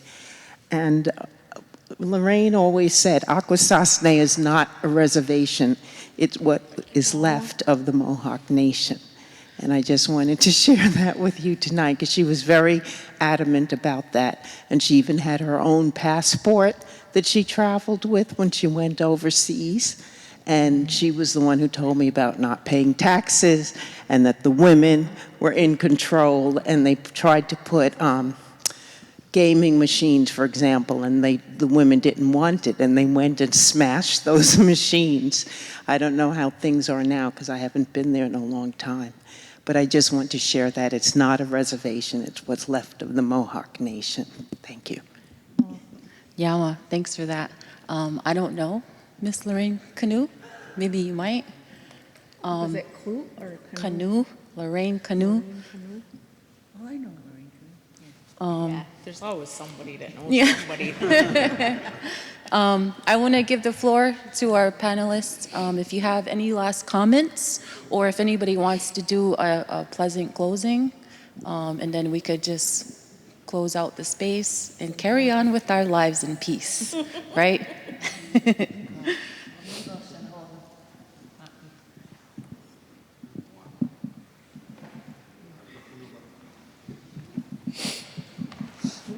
We stand?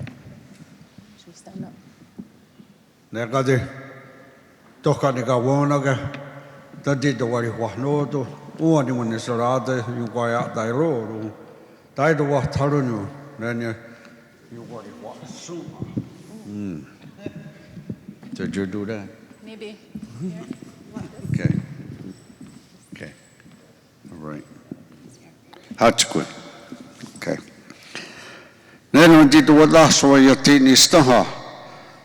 Then ya dego taya got ka wa hako chat the wa ni sarageso. Yung wa ta gen hasara. Ne yung wa se ni di de tiganere. Yago yo the chat the wa ni sarageso. Yung kie na wa so ni ji skona I do no tunyu. Gudi yung ko ta wo e jong jate. Ne ka de wa he en to to ni ko ra era te. Anti to wa the way on to ta chatino wa ra to. Ne ne ti ni sta ha jong jate. Tonayo to you what ni ko. Tano to ya daga ya ti ni sta ha. Ne nya de ko yo yang ta. Ne ya ta ko nu kwa oji nu wa su o ne ka su ya daga tono ne ni wa ka yo te na da wa chung jata nuwe kaya taken hasara to kutika na ro na ya dena skomunu no ne da ko ti wa jera yo ta ke jo jata ne ka de wa he a kwe ku na ho te ne ti na da wa jo jata kaya taken hasara ro na ka wa ha ke ta jetinu wa ra to na yo to ha ne ni ko ni ku Tano ka de ne ka satsta sara rudieno se wasa chung jata ne ka yeri ni wera ke yatina tunko no ni ne ena ki ko den tistata to hodri fo yana wako yati sutta ka satsara yo du ne asa sununi chika ne ka runu chung jata yung weso Yahti yung kikaruni tuko yung kotaboy yung tata. Rudi satsta sarawano. Nene rudi kwenyo. Tahadira yung kunahoto nene kahdira to yung jate. Yotsununya yang ni to wat kahto. Ne zoji awo yo hetstako. Aho diyo to tahadira yung kunahoto nene kahnirato chung chata. Negati wa aska kweni. Ena chito wato ni kung rayera te jetinu horato. Nena ka satstasara rodiena. Ka eri ni werage radi weras. Ne asa sununi chito wato ya chung chata. Tona yo tonga kyuka ni kung. Negati wa he nena oya. Ne sa uyera. Ne ka satsto sara te wana tukwa sa uyera nene ni ate ku yon ta unchu huncha te esu yahti kwa tiong tare kwa nu chutung he to tan nu kero ne koksi wese chinichi te wagan re kya to wan disara gesu kya to wasun ta gesu kaya ta ken hatsara Ronatka wahake. Nena wato skono aito wanu tonyungu ungu ti ungu tawo chung jate. Nega de wa aska kweni ena to wato ni ku rayera te anti to wato weyanto.